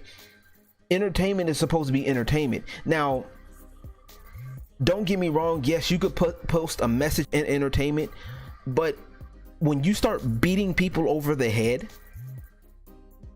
we have a problem. It's like when you meet that person where like their personality is just this one thing that's not even a personality trait. Exactly. Okay. And I hate to break it to y'all. Okay. Who you are politically, who you vote for politically, your sexuality, you know what I'm saying? That's not a personality trait. Okay. There's more to you than that. Okay. Your nationality is not your personality trait. Okay. I'm a black man in America. Okay. I'm an American at the end of the day. Okay. Yep. All right. At the end of the day, I was born in Aurora, Colorado, raised in Texas. All right. I'm a fucking American. Okay. I ain't got to worry about none of that. Go ahead. America is one of those few countries that where you can become American. Mm-hmm. Yes. As much as I love Korea, as much as I love being in Korea and observing the culture, if I move over there, I'm not going to be Korean. You'll be a foreigner for you. Live there, I will be a citizen. Yeah. But I won't be Korean. I'll be a foreigner. Yeah. And I'm fine with that. I mean, I came there. It's fine. That's the point. Hey, and like I said, I'll say it on Twitter. I've been said shit like this on Twitter. I've made plenty of people mad, and I don't give a shit because it's facts. Yeah. And that's the thing. People are tired of the virtue signaling, right? Okay, it's cool for a minute because honestly, on the grand scheme of things, right? On the grand scheme of things, on the surface, it sounds cool. Like we want to have a peaceful society. We want to have everybody together, unification. That's great. That's fine. You know what I'm saying? Nobody wants to be racist. Nobody wants to be bigoted. Nobody wants to be. People are genuine. I think are genuinely good, but you start off good. Right. You know what I'm saying? There's very few people who are, in the grand scheme of things, who are just straight up evil. Yeah. Very few, right? I'd have to agree. So when you sit up here and you start doing this virtue signaling shit, and you start making all these extra rules and making eggshells for people to walk on, make people uncomfortable, and you try to do that and infiltrate their music, we got a problem. And this is actually an interesting segue to the next part. Go ahead. Because the Western K-pop bands have been like injecting this Western like political stuff into Korea. Like into the Korean, like there are companies now that have cultural appropriation classes. And let me just point out why this is stupid. Yeah. They're gonna preach at the idols about cultural appropriation, right? Right. I already know where this is going. Yeah. It's what they wear. For what? Because this is what they do, right? Because like I said, I can't get with shit like that. Tell me about cultural appropriation, and then you tell me go get dreads and paint your face black. That's what I'm saying. You can't do that. You can't do that. And I'm not saying like they do like blackface for the music, but it's a hyperbolic like comparison, but it gets my point across. Yeah. And I mean, but at the end of the day, like whether it's English or not, like you can't make, and that's the other thing too about the virtue signals, the ones that do that, try to make them speak English. Like my nigga, it's fucking Korean. Now if they make an English version, hey, that's great. That's even better. Yeah, I don't mind them like if they do a song or if they mix it. I like when they mix sometimes. I do like when they mix. I will say that. why you get like these little nuggets of like English in there, because it's artistic in it. Like you have the Korean line, English line, and they rhyme. Yeah. It's dope. Yeah. I love that. And I don't mind when they take like a song they've already done and then it's they do an English version of it. Mm-hmm. The thing that I hate is when you have these K-pop songs that are all English. Yeah. It's not K-pop. Dude, I prefer the original language, not the English. I honestly, you know, if you can do it, I put it like this: if you can, if it works, go for it. Monster X does this really well. They did the they did like an English album with a bunch of collabs, and I'm not a fan of it. They did a song called Shootout. Originally in Korean, but they have an English version, and the English version isn't bad. Like it's actually not terrible, and I don't mind it, but I still prefer the Korean one, obviously. Right, I feel you. JoJo, you don't have to, or wait, am I getting the right person? Yeah, I can't do JoJo, K-pop. You don't have to worry about that. There's literally a company suing people for calling one of the female members feminist. Yeah, they don't play that over there. They don't play that. For the most part, they don't play it. Like, I think Korea is doing things right in terms of some of that. There's things, of course, I don't like about Korea. Yeah. You're never gonna find a place where you agree with everything. It's not gonna happen. Yeah, but for the most part, I think they do a pretty good job of holding it down. Pretty damn good job. Of holding their own, of keeping their integrity. You know what I'm saying? But yeah, I enough said. I don't blame you. Like K-pop, like I mentioned at the top of this conversation, it's an acquired taste. A lot of people they can't do the a lot of people Lil Dicky, that's a good, yeah, Lil Dicky can actually rap though, but that we'll get into that a little bit later.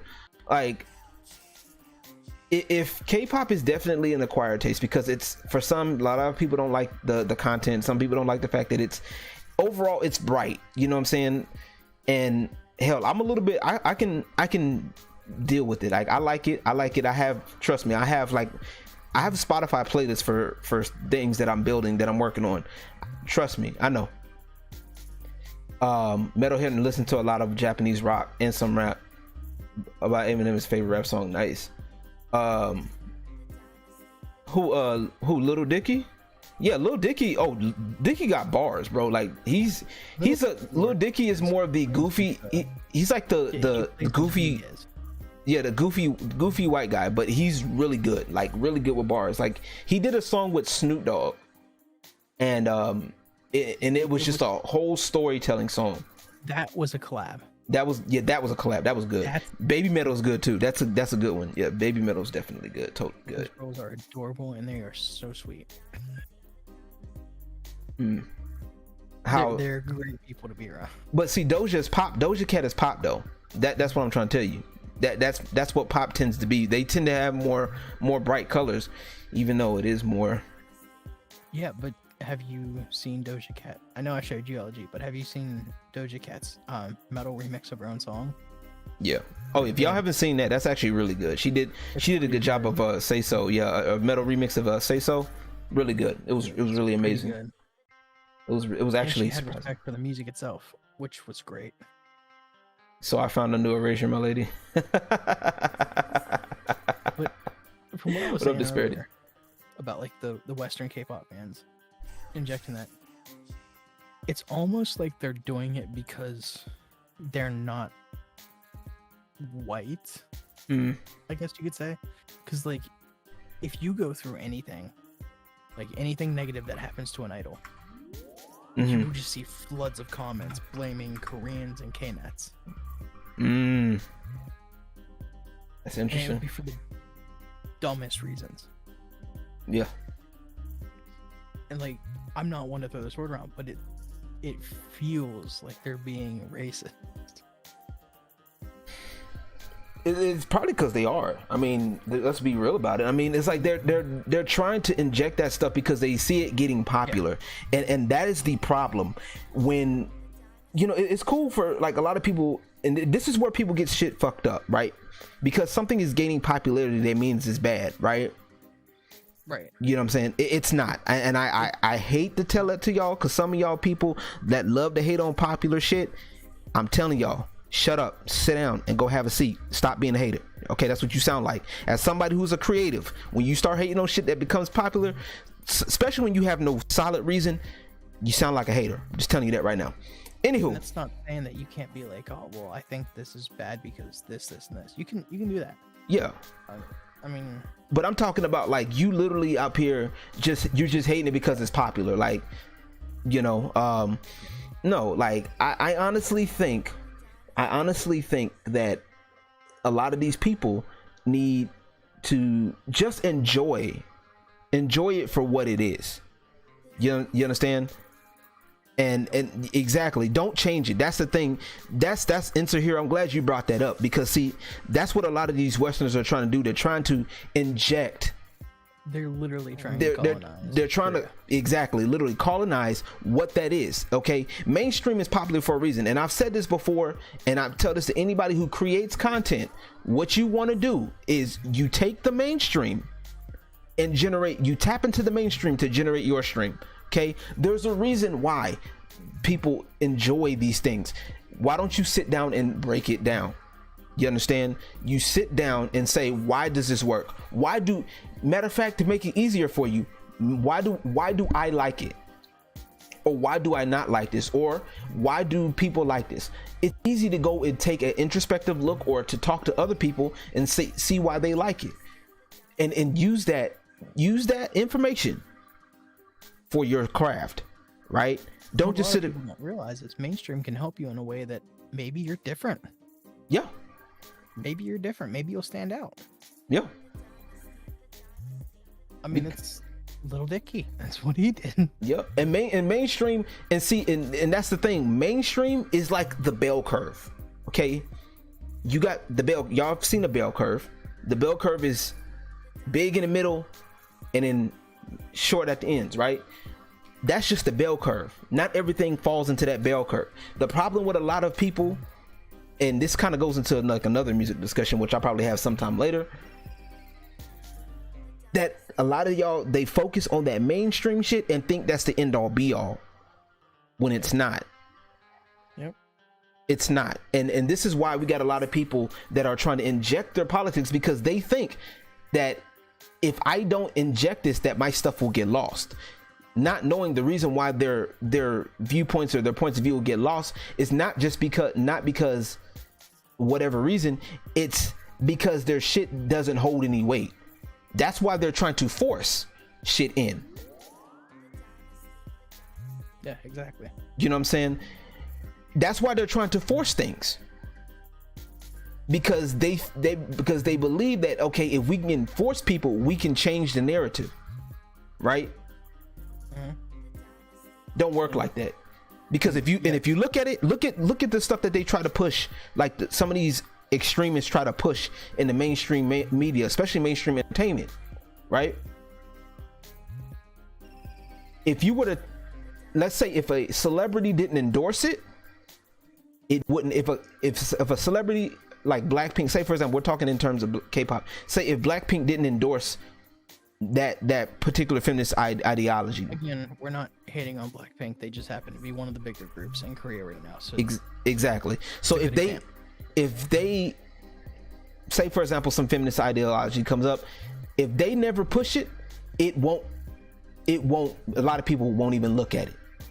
Okay, not talk about it, look at it. And that's why they're going so hard for these companies, because one, they see that it's declining over here. We don't want to see that shit. Okay, we don't want to hear these ideologies. Okay, we don't. All right, don't get me wrong, I have nothing against Cardi B, right? I personally that I have something to bridge that with, so go ahead. Personally, I mean me personally, I have no, you know, I used to love Alyssa Milano, but Mama's whack. Yeah. Like I said, hey, Cardi B is all right in some instances, but when you start looking at some of the other shit she does and stuff that she tries to push, nah, bro. No. Because it doesn't hold any weight. It's not good. We don't want to be. I don't want to be sitting up here keep constantly being told that I ain't shit unless I have money. You know what I'm saying? And then it's crazy because now you got people believing that shit. Like that shit is like that's just the end all be all. You know what I'm saying?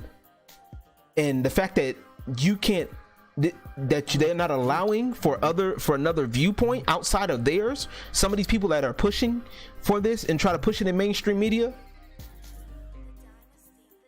Cardi's voice. Hey, I don't blame you.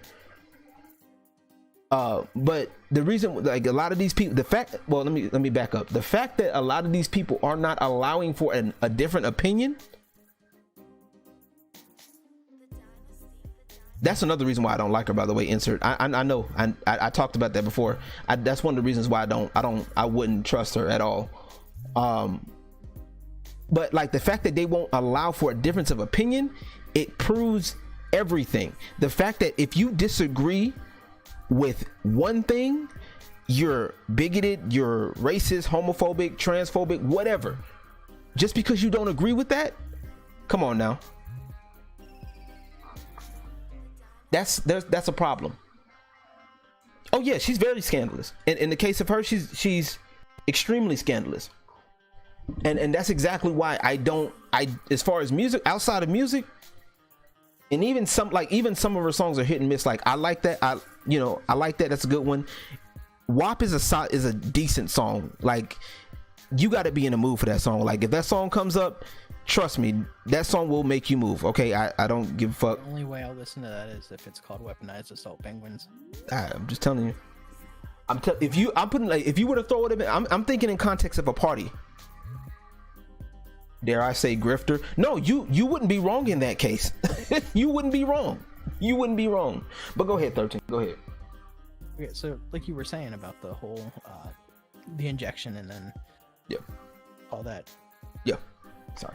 The interesting thing is, we know that the loud part of Twitter is very small, right? Yes. Like they've posted like that study or whatever. Mm-hmm. Now, another common thing you see is K-pop stans run Twitter. Yeah. So a lot of the times, the Western K-pop fans fall under that super lefty kind of thing. Yes. Which is what Hollywood does. Now, call me crazy, but that kind of seems like a motive for those people to reach out and use the Korean wave to their advantage for some clout, to get the residual K-pop fan and push something. If that makes sense to anybody other than myself. Yeah. So no. Yeah. Go ahead. The K-pop fan, the K-poppers, the K-pop fans already have that sort of like woke ideology. It's easy for them to reach out and then be like, well, it's that or you're canceled. Yeah. And I mean, Blackpink has turned into a business card, literally a business card clout machine, internet influencer over actual idols. Go to their Instagram accounts, like the personal ones. It's all ads. It's nuts. That's funny. You know what's crazy? Enough said. Just made this point. He said, "That's funny." You know what? Do you realize that they tried banning 2 Live Crew back in the day, but now they out here promoting Cardi B? We've done a complete 180. You know what's even funnier? I could take that a step further, right? And this is side tangent. Take this a step further, right? Look at what you said, right? They're banning. They try to talk about banning 2 Live Crew, right? What was 2 Live Crew? What was 2 Live Crew? A group of what? A group of men. 2 Live Crew. They were a group of men. Okay. Cardi B, woman, but she gets the praise. Come on now. I know I ain't crazy though. And again, I'm not. I'm not saying men versus women thing, but I mean. You gotta. No, I'm just saying, like, I'm like, you gotta see where I'm coming from here. Like, y'all gotta think. Yeah, that's a good point. You know what I'm saying? 2 Live Crew was honest. Like, they be like, hey, we here to party, bro. Like, that's what they about. And I mean, at least least with 2 Live Crew, I can fucks with that. You know what I'm saying? Like, Yeah. I can fucks with that. Cardi B, to be honest, at least she's honest with the shit. Okay, I can fucks with the honesty. I don't agree with all of that. You know, with her drugging multiple men, you know, to get their money, because she was, you know, a part of that. You know, that she was one of those bad strippers that I wouldn't like. I've always said if I was working with Cardi B, if she was still a stripper, she would be one of those girls I would not like working with. I just looked at some of the songs that pretty much. Yeah, I wouldn't work with Cardi B like that unless there was like a special event going on. I'm 42. I'm showing my age, man. Look, I'm almost like what, eight years behind you, bro, give or take. I'm close. But yeah, like it's crazy how we've done a complete 180, or I wouldn't say it's a complete 180. It's a basically playing into the stereotype that it's okay. It's bad for men to talk about this stuff, but they want to make it okay for women. Like, no, I think 2 Live Crew and Cardi B should exist on the same plane. Sir. You know what I'm saying? We had Trina. You know what I'm saying? We had Trina. We had, matter of fact, and the crazy thing is Cardi B isn't the only one to do it. Like I said, we had Trina. We had, matter of fact, some people don't remember Jackie O. Oh yeah, Missy Elliott. Yeah, but she was more popish. You know what I'm saying? Yeah, maybe not as like vulgarly as they did. She was funny. Oh yeah. She was. That's why I said she was poppy with it. Like she was like, she was poppy. Like, you know what I'm saying? But like we talking about, like I said, yeah, Missy Elliott was more popish, but she was like fire. Like hers was more creative, and like she went the R&B route. You know what I'm saying? Like either all or none of it's okay. Double standards will only backfire in the future. Exactly, because somebody somewhere is gonna be like, bro, wait a minute, this was okay, but that's not, and you're gonna have problems. Timbaland's beats, bro. We look, we can't get too off track. We talking about K-pop right now. I'm just using those as examples, but I am against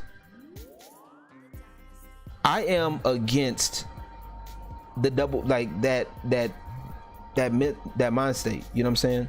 Oh no, you're good. Hey, I trust me. When we talk about music, I know it's a lovely topic. I love talking about it, but I'm just even on that. I'm glad that, you know, everybody's starting to get into K-pop, and it's, you know, this piece of Korea is really getting everywhere and gets people hyped. But the fact that literally the West is just using it, well, like maybe the fans don't realize it, because let's be real. Like I mentioned earlier, the fans don't care about the music. Well, those I put it like that. Those fans don't care about the music. I got to make that clear. Again, you can go on just about anything that has to do with them, and it's the last thing they mention is usually the music. That's true. Count comments, most of them's about the looks, about this or that, or some kind of meme that has to do with a ship, or yeah, true. Especially in the West. Ugh. But yeah, K-Trap is good too. Like I said, it's up there. Like I have no issues with it. Like, and I'm glad. Like I said, I'm glad people are enjoying it. I'm glad people are liking it, enjoying it. Legitimately, you know, and legitimately enjoying it. The ones that are legitimately enjoying it. The ones that are doing like dance covers. Hey, it's good to see. It's dope to see that. You know, I knew a girl that did that for was part of her YouTube channel, was doing stuff like that. You know, she would do K-pop and then J-pop and stuff like that. K-pop is undercover agents like the Beatles and the Stones. Just kidding. That's the wave of the whole K-pop thing. Really good, because one, there's a lot of like people learning the dances, so people are getting a workout. Yeah, true. Artists like myself who draw, I use the dance practice videos. Yeah, I'll take it and pause it randomly and do gesture drawings from it. Huh, interesting. I make remixes out of it. It's given us a whole new outlet to do things with. Yeah, there are random dance challenges. Yeah, for K-pop, like they play a random song, and whoever knows like the dances for that song, they get in the middle and they do the dance. Yeah, so you're getting, it's like almost Pokemon Go, where people are getting out and doing things, getting active and being creative. The problem is the ones that are like doing the whole shipping thing and interjecting politics, and and licking toilet seats of the artists. Yes. Yeah. Yep. Yeah. Yep. Y'all the weirdos. The loud majority, or loud minority, excuse me. Or sneaking in idols' room and taking pictures of them. With bears with cameras. In fact, there was I think it's a MomoLand member who somebody snuck in and took pictures of changing. Oh wow. Behind, like, backstage. Wow. So. Yeah, exactly. That's what I said, Joe. Yeah, somebody went in, licked the toilet seat, man. They licked the toilet seat of I think it was BTS. Folks is weird, bro. Like I get it. Like I get it. You know, you like these artists, man. And matter of fact, you know what's crazy? And somebody made a video about this, and they talked about where they got the term. You know where they got the term "stan" from, right? Eminem stan video. Yes, Eminem stan video. Yes, yeah. And it's crazy how Eminem stan video, where he talked about it. Like, and for those who don't know, just let me give y'all the song for those who don't know. Talk about brown nosing, am I right? That's one way to put it. But like his stan video, that song was actually talking against that crazy fan, that crazy person that has made that their life, that made that liking that person, that artist, a personality trait, you know what I'm saying, to where it affects you, negatively affects you and the people around you. He made that as a warning. Like, he made that as a guys, this ain't cool. Like, you know, it's cool to like to have fans and be a fan of something, you know, but you know, these people they're people at the end of the day too. So you want to respect their wishes. You want to, you know, if anything, especially if they're in a positive light, you want to give them a little bit more respect, because they are dealing with things, you know what I'm saying, you know, they're not doing they're doing more things, and they're attracting more people, you know what I'm saying, you know. And also, yeah, also hating on somebody famous too, and that's the problem. Like, there's nothing wrong with adoring somebody, but it's that you have to be careful with that extreme adoration, you know what I'm saying. Like, I've had to deal with shit like that in a very, very, very, very, very small, you know what I'm saying, like very, very small capacity. I've dealt with people that have, like, you know, liked everything that I posted, and you know, and they want to be up under me, and I'm like, that's cool, but sometimes you got to put that shit like, hey bro, chill out, chill, you know what I'm saying. I just wanted to see some Sing incidents. There's a link in chat. Okay, if y'all want to see that, yeah, Sing is the term.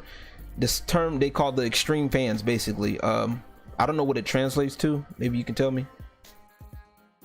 I don't think there is like an English translation. It's literally just a fan that goes a little too far. Yeah, a little too far, like a hell too far. Yeah, a little too far. But I don't think there's a word exactly in English that it translates. Open carry coming. Yes, I know it. It's gonna be crazy. It's gonna be crazy, bro. But Funk Dr. Spock, are you still in here? Are you still available, bro? Oh, there he goes. Yeah, just to be clear, I'm not saying like this is exactly how it is. It's just, it lines up a little too perfectly for me. Yeah, I feel you. Hold on. I wish people would enjoy K-pop as what it is. Yeah. What up, Funk Dr. Spock, bro? Where you at, bro? Sorry about making you wait. Well, we're here. I'm still here. All right, there you go. All right, let me turn you down, bro. All right. Woo. All right.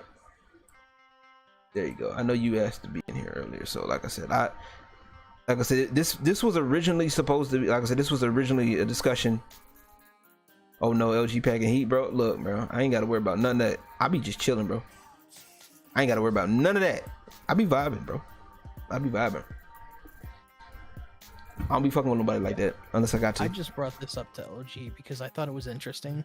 Yes, and it is. I enjoy it. To be fair, 2 Koreans pointed this out to me. And that's why I brought it up to him. I think I told you already, but my girlfriend brought it up, and the vocalist for my band brought it up. Yeah. Yo. So Funk Dr. Spock, what's up, man? How you doing, bro? Nothing much. You can hear me, right? Yes, I can hear you perfectly fine, sir. Yep. I'm doing pretty good. I just finished doing a Blaze Blue stream. Everything's going pretty well. Right. Okay. Good. So I know you said you wanted to join on this K-pop conversation. So what's up, man? What you want to talk about, bro? Good old K-popping out here in the West. Well, honestly, with what I saw on the stream, what can I say about K-pop that hasn't already been said? You got your fan base. I mean, I guess I can say K-pop is one of the most polarizing genres of music that you have out now. You have the people that absolutely love it, you have the people that absolutely hate it, and those that are at most just indifferent. Yeah. I guess. Majority, if anything, you won't really see complaints about, oh, this stuff sucks and whatnot. Majority of the complaints you'll see regarding K-pop is that you see too many fan cams, or it's mostly just cringing at the fan base. Right. And the vocal minority. Yeah, go ahead.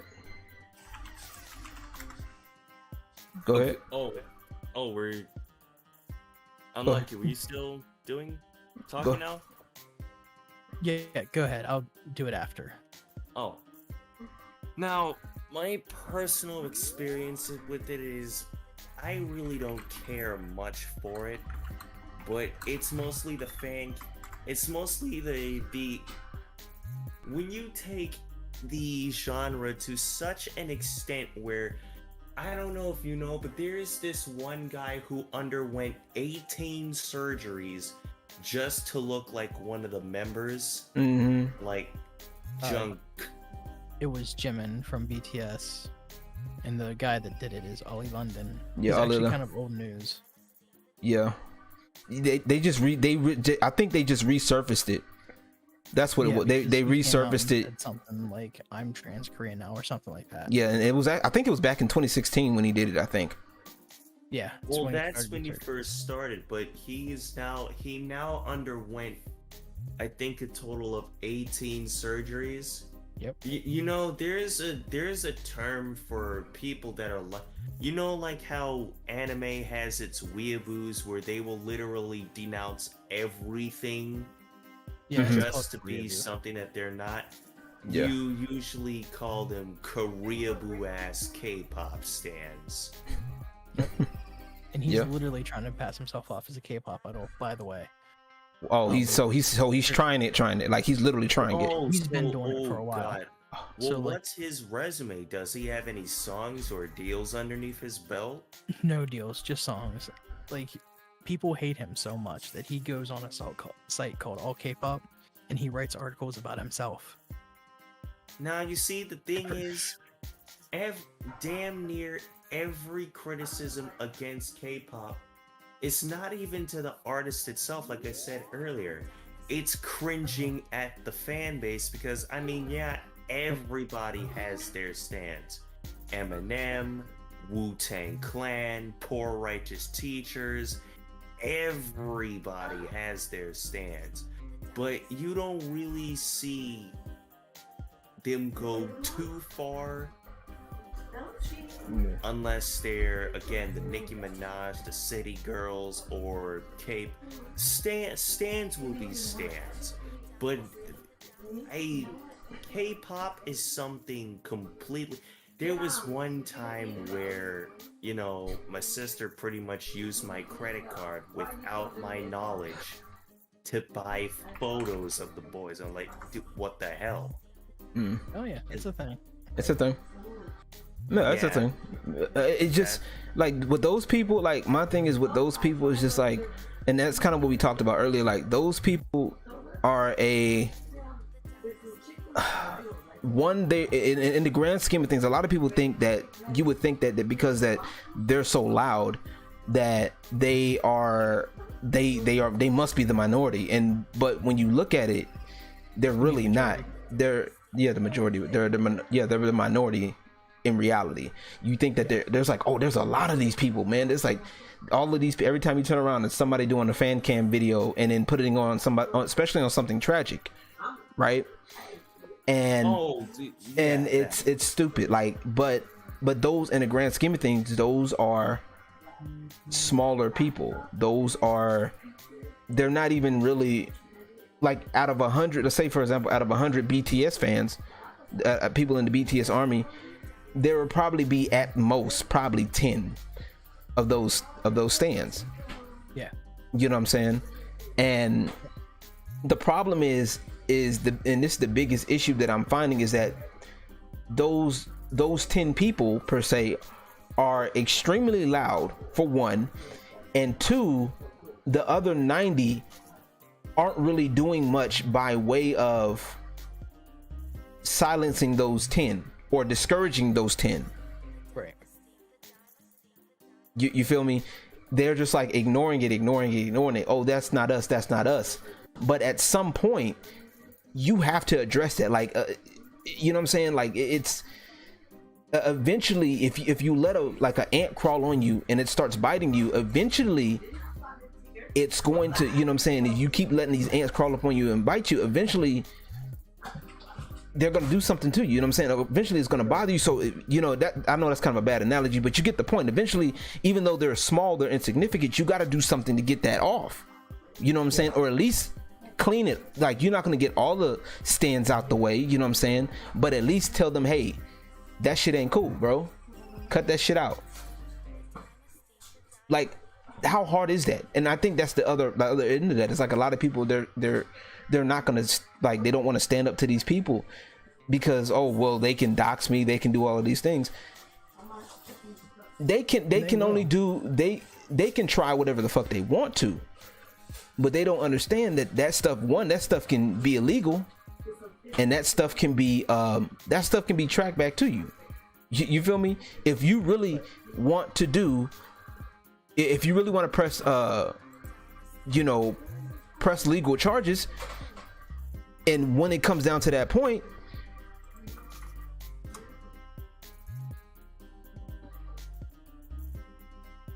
there's nothing else that, you know what I'm saying, if I were to press charges on it, guess what, the information is going to get found out and you're going to get it. You know what I'm saying? The stands can try what they want to, but like I said, for me, the way I see it, like I said, if stands do come over here, all they're doing is boosting my channel up. Appreciate y'all. Yeah, and then exploring on your points earlier, you see, even though my mentality is pretty, because I've had my horrible run-ins with stands, my mentality is pretty much fuck BTS, fuck all they stand for, and fuck all y'all Korea boo ass K-pop stands. But again, from what I see, people are going to go off of, first impressions are everything, and they're going to go off of what they see the most. And again, because people aren't silencing the 10 stands that are doing too much, they're going to go off of, they're going to say every K-pop stand is like that, when that isn't the case. Yeah. So that's when you have people saying shit like, I don't need to see 8 billion fan cams every time I check my notifications. And like that stuff has gotta go. But again, to their discredit, since they're not silencing the 10 loud, rambunctious people, the ones that are typically okay are wind up doing the most too. Like, that BTS meal from McDonald's, was literally just piece chunky chicky nuggies and fries. There were stands that went so far as to laminate the sauce packets. That's funny. Yeah. Okay, you can go on eBay and look for the sauce pack in the bags. There was one time where I forgot what this content creator was called. I forgot the name of the content creator in general, but he wound up making jokes at the fan base's extent, which was true to an extent, and the stands deadass sent him a court summons because of it. It's that one black dude. He's hilarious. What his name was. Notifications and apps, social media guys, your notification apps are everything oversaturated. And thank you, Little Fox, for coming. You have yourself a good night. You get to finish the rest of this conversation out. But I think honestly, like I said, with social media, it's really, there's a trick to it, and like I said, the beautiful thing about social media is it has to be, in order for stuff to be catered to you, you have to feed it, right? And you. Yep. So, and this is where, this is what I tell anybody, right? I tell this to anybody. If you don't want certain things, you have the ability to control what you see on your feed. You literally do. Like, a lot of people think you don't, but no, you do. You actually have more control than people. You have more control than what people give you credit, what they give you credit for, because in order for an algorithm to give you to continuously know you, you have to keep feeding it, right? You have to keep giving it certain things for it to look at, right? So, and I'm gonna tell you how I figure this out. Okay, I have one of my aspects of my business is of Dynasty Network is the Dynasty Dimes. Okay, so, and for those who don't know, I'm kind of self-plugging here, but Dynasty Dimes is something that I'm building up. It's gonna be with like basically the ranging from modeling to adult entertainment. Okay, mainly leaning a little bit more towards adult entertainment because, like I said, I definitely enjoy that type of stuff. You know what I'm saying? So I have a channel out right now, the Dynasty Dimes YouTube channel. If y'all want that type of stuff, y'all go look it up. Okay, and what I did was I basically crafted everything for that channel. So I started liking like girls that were doing pole dancing tutorials, pole dancing competitions, girls that were doing twerking, some of the old twerk videos before YouTube got on their high horse and started taking shit down. And that's literally, when I switched to that account, that's all my feed is. Girls who do beauty, girls who do stuff like pole dancing competitions. That's what that algorithm is. So in other words, what I'm telling you is, if that's not something that you're not interested in, you know what I'm saying, then you can literally mute, block. Okay, if it's something that you kind of have an interest in, you look at it once, because that's what the algorithm does. It says, okay, well, you like this one BTS song, so here's another BTS song, here's another group, oh, here's Blackpink, here's this, you know what I'm saying, oh, you like a little bit older, here's 2NE1, here's G-Dragon, here's this, that, and the third. You know what I'm saying? So, more like G-bearded dragon. Shut up. Shut up.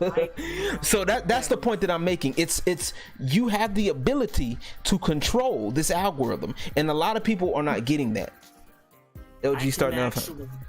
Confirmed. I can actually testify to LG's point because, again, a little bit of a self-plug, I'm an FGC content creator, so a lot of the feed I may see on Twitter and YouTube, I may do stuff like video game, music, artwork, but it's mostly towards OST, so a vast majority of my timeline will be towards fighting games. I won't see anything regarding beauty or food or none of that, because what you see on whatever social media you use is tailored to not only the topics you follow, but your search history, your watch history, who you're subscribed to, and so on and so forth. And if you specifically put down something like what channels you're not interested in, who you don't want to follow, who you block, that's gonna do a vast majority.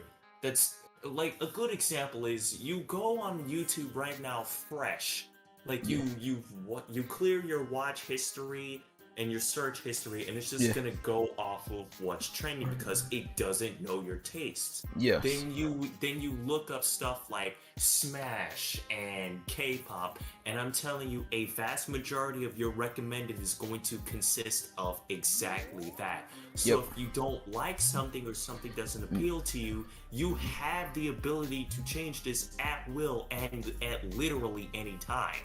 And you can, there's those 3 dots too. You can click that and click I'm not interested. Yep. You're not interested. Like, that's on YouTube. Yep. Steve, this is a perfect place to put this in here, what I mentioned earlier. Yeah. So, and I know someone's going to take this as an attack on K-pop idols or groups or whatever. It's not. Yeah. This is just a fact. The numbers are super bloated for K-pop idols and groups. Oh yeah, yeah. And here's why. You can find videos of people with like the same video up on like 12 different screens. Mm-hmm. And they will go through all of them and like clear history and then do it again and again and again and again just to boost the views. Yeah, some of them, yeah, and they've done that too. Like they at the fan cams you see all over Twitter. Yeah. K-pop stands will randomly go and flood. Yeah. If you have your automatic plays on, that counts towards a view for that fan cam. Wow. So it's a lot of the numbers are bloated, and a lot of them may not even be as popular as they seem. Yeah. Yeah, and then also, yeah, that's definitely, like I said, but that also goes into the company too, because a lot of companies do it too. They actually encourage it. Oh yeah, they absolutely. That's the funny part. It's a lot of it is bloated, and it's Yeah. not me hating, because I've said it a million times how much I love K-pop and Korea, and I mean, go to my YouTube. I literally have metal remix renditions of K-pop songs. Yeah. But you know what though? Honestly, you can set the trending to another country on Twitter. Yeah, that's true. Yeah, that's true. Yeah, it's true too. That's true. And then you know, actually, that's actually a good idea. I'm actually gonna start doing that with some of my videos. Fuck that shit. The fuck you talking about? Fuck is you talking? I just added I think uBlock origin thing to just get rid of my trending tab altogether. Oh yeah, true that. I need to get rid of, because some of the stuff I don't pay attention to a lot of the stuff on trending. I just look at my timeline and see what other bullshit is, and that's it. That's what I do, man. That's it. That's what I do. That's what I does, bro. All right, let me get Joe in here right quick, because I know he been wanting to get in here. Like I said, we just not gonna have. My thing is, we're not gonna have the discussion go left though. We're talking strictly about K-pop in America, which. Oh wait, let me move. I forgot. I think we've pretty much covered the whole thing. Yeah, and then we're just getting other people that get, they want to add anything, their little thoughts on it. Right. But like I said, we're not gonna go too far left, but that's what we're doing. Yeah, I mean, like I said in chat, if anybody has any questions for me, let me know. Yeah, please do. I'll answer it. Yeah. And since I'm not the usual on the podcast or anything, Yeah. I mean, if it's not about K-pop, I can still answer it quickly. Yeah, we're just gonna try to keep it K-pop though. That's the plan. That's the plan. That's the because like I said, I don't want it to go to I don't want to. Yeah, please. Out of If it's respect. not about K-pop, I'll answer in chat. Got you. But what up, JoJo? How you doing, bro? Yo, Joe. This man's supposed to be in here. Oh, there you go. You don't have to have your camera on. We don't have our camera on, by the way. And also too, for those of y'all that if y'all guys are new in the Discord, my Discord's invite only. I have a time limit. If you guys are interested, we can just like definitely. I want to build it up and chat it up a little bit for everybody. Joe, where you at? Discord DM. Yeah, please hit me up in the Discord DM, and I will definitely. I don't know anything about K-pop. Hey, that's fine, bro. Like I said, I know none of us know everything. Like I said, I did a little bit of research prior, and I also went off of what like the artists that I enjoy. Like I said, a lot of the artists that I actually enjoy were older. Some of the older ones, like some of the older songs, like early 2010s and stuff like that. Like I said, Natsu Fuji, shout out to him. He did a lot of remixes of K-pop. Like beats and K-pop remixes, and he was like the main instrument point of me being involved with K-pop, because I was curious to what the original sounded like, you feel me? So I just said, look, I went in, looked, I was like, all right, cool, That's what it is. Like, I'm literally only here because I'm pretty knowledgeable about, one, the industry, and two, Korea in general. Right, and like I said, how their industry works. Right, and then that's exactly why we're here. Thanks, Cheeks. Love you. What happened? What I missed? What's up? All right, I'm back. Welcome back, man. Funny thing is, I was a part of a Tragic Comedy says. Funny thing is, I was a part of a Korean culture group, and the people from the group, South Korea, hated K-pop and didn't like how the primary thing representing their culture overseas. Ooh, yeah, that is an actual big thing with Korea. Because it's not like, if you ever go to Korea, visit the smaller places. Oh yeah. Like, that group, that channel, I'll put it again in the chat, but he's doing a great thing for Korea. Yeah. Do I still make music intros and such and all that type of stuff? Yeah, I do remixes. Like I said, I'm getting back into that. I actually working on a few original beats as well. I do have a couple of production credits to my name.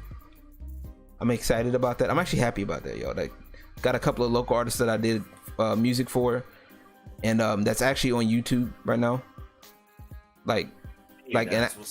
And I can't, if I were to, I put it like this: if I were to play it on my channel like right now, I wouldn't be able to monetize the video just because of that. But you know what? Fuck it, I'm gonna do it because I can. Because either way, I gotta do it so I get paid. There's the channel again. It's Korean Englishman. If you want to learn a little bit about Korea in a more honest kind of way, that's not K-pop. Yeah, definitely check them out. Yeah, Korean Englishman. That's another one, and that's the thing. Markets, and there's even a thing that they do in the wintertime where they go fish, get the fish out, take it to a thing, and they cook it for them. It's super cool stuff. That's what's up. I like that.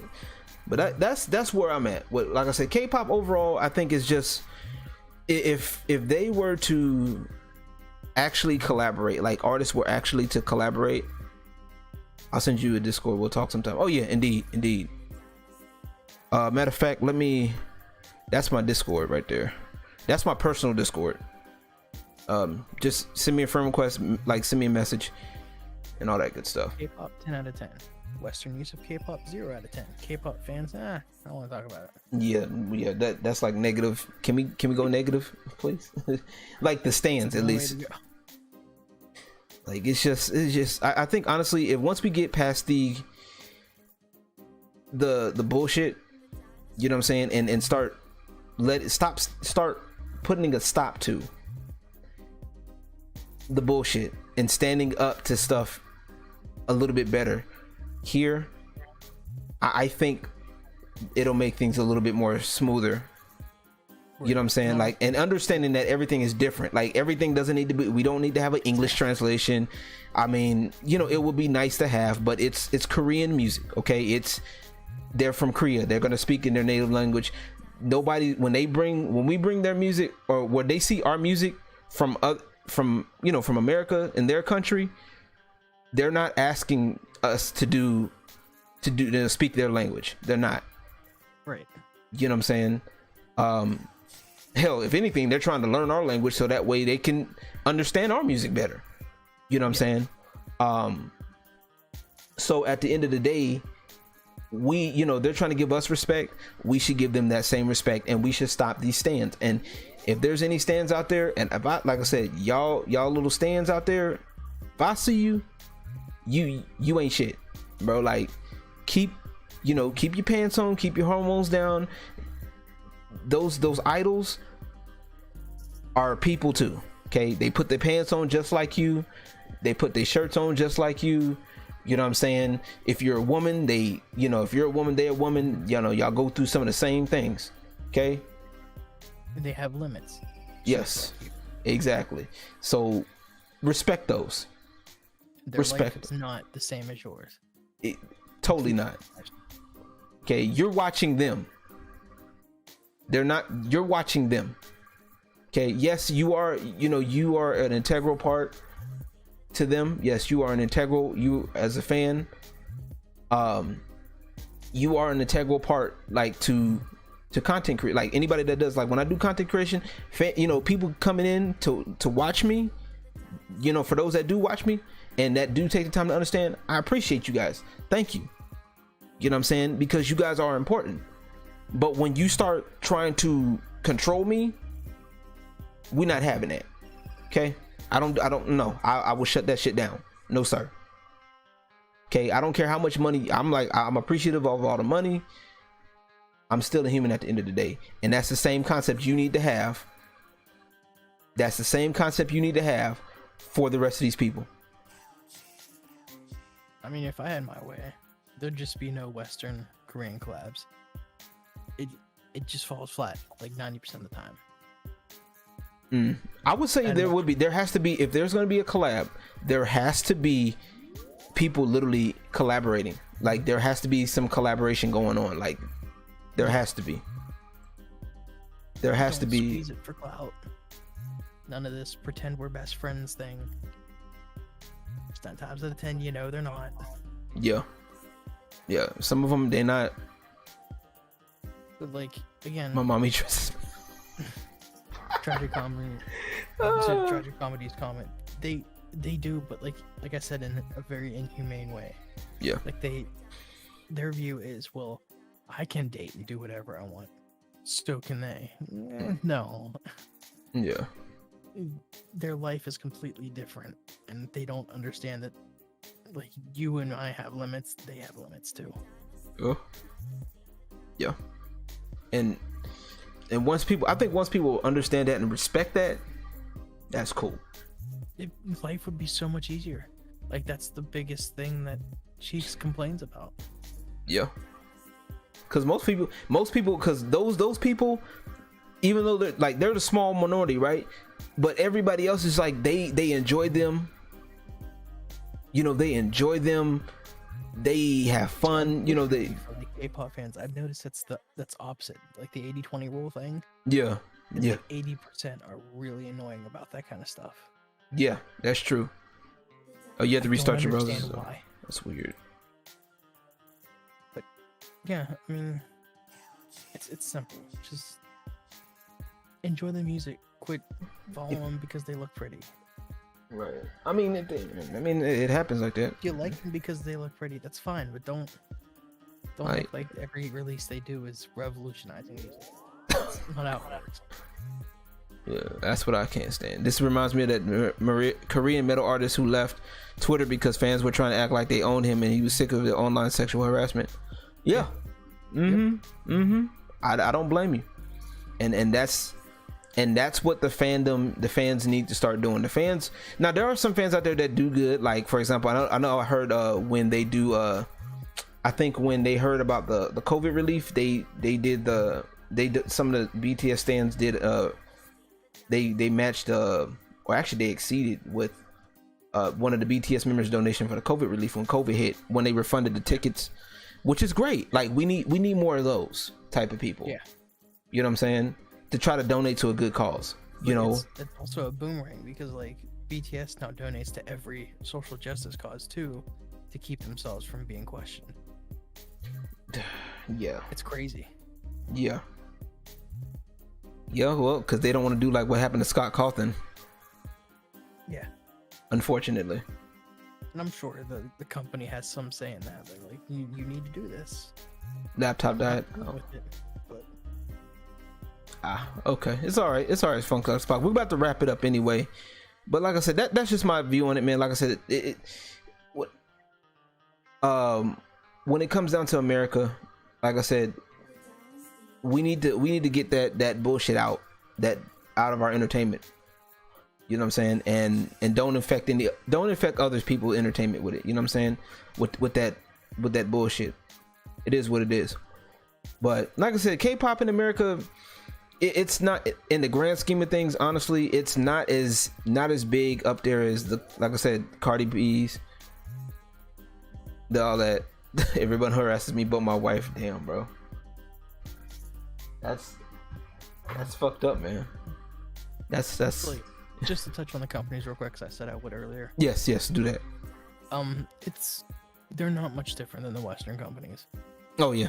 They're gonna underhand you. They're gonna, you know, the contracts are literally worded in a way that gives them most of control, Yes. and you will be punished for little or nothing. And it's sit down and shut up and do what you're told, Yes. just like everything else. Yeah. And 9 times out of 10, you're being lied to by the idol because the company is making them. Yeah. Because Not the idol's fault. the company, Company's fault. It's the company's anybody making who them. knows- The company's knows making them. Isn't the Yeah. company? My bad. I'm sorry. I'm talking over you. But Oh, you're good. I'm just. I was asking you. anybody who knows. Anybody? What about the company? Like, I know the companies make it to where you can't even talk like bad about other members of the within their own group, actually. Like, or you can't just be disparaging towards other acts or other artists or whatever. Yep, and sometimes they make you say something to get, you know, that kind of Yeah. free marketing out of it. True that. There was one. To be clear, I think he actually kind of felt this way too. I don't remember his name or what group he was from, but he was calling out people who was manipulating charts. Oh yeah. Okay. And here's the thing: there's always chart manipulation. Yeah. Mostly from fans, but it's always going to happen. Yeah. That's just what award shows are. That's why nobody takes them seriously, or nobody should. Right. At least anymore. Anyway, people used to. People. Yeah, he caught out a bunch of people, a bunch of different idols and artists, Mm. and everybody sued him, and the company just stayed quiet. Didn't help him. Wow, that's fucked up. So, But yeah, hey, I mean, guess- they're just gonna do what they can with the smallest amount of money. And I mean, what a lot of people don't realize is when you go to these K-pop shows or you listen to these albums that cost millions of dollars to make, the idols have to pay back every penny of that Yep. before they get paid. If they get paid. If they get paid, because they have to pay off training too. Yep. Yep. Literally every penny. Something for y'all to think about while y'all over here standing these motherfuckers. And the only way they get out of it, by the way, is if the contract runs out. That's it. Mm-hmm. Or if they mutually agree to separate. So, Mhm. like, if I'm signed to LG's label and we decide, okay, maybe I'm not the best fit for the company, we shake hands, go our separate ways. Mm-hmm. But if I do something he doesn't like and he boots me, I'm now in for a lawsuit. Yep. And they will get that money. It's, Independent artists have total control. If they blow up, it was worth it. Yeah, that's one of the things that I'm working on is more independent. Now I am one of the aspects of Dynasty Network, and I'm kind of once again self-plugging here. One of the aspects of Dynasty Network is getting people that's going to be doing music, and yeah, I've been getting eyed for that for a while. I know it. it is music, and one of the things that I want to make clear that when it comes down to the music, unless I'm involved in it directly, like I'm helping producing or mixing it, for the most part you have control of your stuff. Like you'll have creative control, like, you know what I'm saying, you're gonna say whatever unless you're getting people to write for you a story. Like if you need people helping you, that's different. Y'all work together, collaborate. But like when it comes down to creative stuff, like you will have that creative ability to do so. What's gonna make free career more? Some, not all of them are. There's a lot Yeah. of groups that make nothing and randomly will blow up. There are groups that literally ride their entire contract and not make a penny. Yeah. It's a lot that goes literally a lot that goes into it. A lot of people don't realize that there's a lot that goes into it, and that's one of the things that I By the way, even after they pay it off, the company still takes money out of it. yeah, because that's Literally part of everything that's part of their contract. Because it's like some companies it goes from like I think 80-20 split. It's 80-10 to 20 split. Is it like some of it's 90-10 and It some of it's 80-20. So Which- it depends. I know a lot of companies do a 50-50 split. Yeah. So Tom they take, McDonald like, made it, yeah. half of everything. Yeah, oh yeah, Tom McDonald did his own. Yeah, he did. Yeah. Yeah, but that's like why I said, Tom McDonald can literally say whatever he wants. yeah. But see, in the cases like Tom McDonald, he's the exception, Yeah, he's not the rule. Not by not by a long shot. Not by a long shot. Like, and I don't. The reason why like so many people in one band, that's a good question. Like, it depends really, because I know some of them has many as 13. Their NCT has 20 something members. That's And weird. They have them like split up into like different like groups within the group. That's crazy. That's At least wild. It's wild, bro. And then, you know, imagine having to do an 80-20 split with all of those people, bro. Like, they're not gonna get nothing. He has 23 members, but they don't all like go on the same tracks. They're divided into like multiple different subunits. Ah, okay, it makes sense. Yeah, the group That's as a weird. whole is 23 members, and then there's 17, which I think has 17 members. Yeah, But your True. main number is going to be anywhere from 4 to 7. fair enough. I think it's someone have a haunted house doors keep open. Oh yeah, that's background stuff. It's alright, don't worry about it. But like I ain't to tripping. give you guys a bit of a reality check on like the company stuff. My band split up because the company decided they were going to sell everything Mm, and sell the company itself off, the label itself off. So out of nowhere, we were called and told that we were dropped from the label, but they were going to retain and hold the rights to all of our music. that's fucked up. That's So fucked up. That's what I said, and then I tried to take it by legal means, and they took literally everything. Wow. That's So, yeah. That sucks. He's like, nope, fuck the labels. That's it.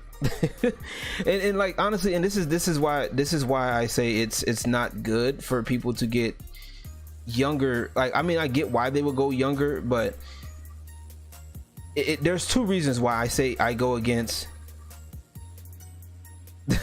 Joe's silly. Yeah, the main I think choose from is like 14 to 16, but they'll take anywhere like as young as like 5 to start training them. hell no. See, and that's the part that I don't like. Like, It's just the younger they can get them, the easier they can mold them into this That- obedient work machine. exactly, and that's I get that part, but like I said, you would think that you would get somebody older, you know what I'm saying, because one, they, especially if somebody that has a love for it, that has a serious love for it, for the craft, they're a little bit more, although they're a bit more seasoned food tastes better, you know what I'm saying, like, you know what I'm saying, like it's just totally seasoned. You feel me? Yeah. And that's the issue. That's what I'm thinking, because it's like, I want, especially when it comes down to like hip hop or something, for example, you want people that know what they're doing, you know what I'm saying, and that know how to act when coming on the stage, you know what I'm saying, like they know how to, you know, you don't want people to sit up here and be like,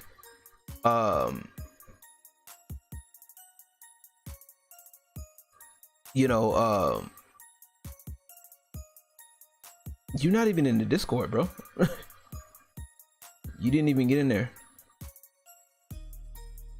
Cause I'm actually trying to wrap. Like, I'm actually about to try to wrap it up a little bit too, because I don't want this to drone on too long either. Right. To answer Joe's question as to why there's so many in one group, Yeah. keep in mind that they also do like choreography, Oh yeah, and true. then the group tends to be split up in like you have certain vocals, certain dancers, and then most of the time rappers. Then you have a few that are like a face of the group. So you have you'll have like the dancers who may not get as many lines, but they're more focused on the dancing. Yeah, So they yeah. dance break part, or they're there to make sure the choreography looks good on stage. Right. So they're singers, basically their focus is more so the may not be the singing portion or whatever.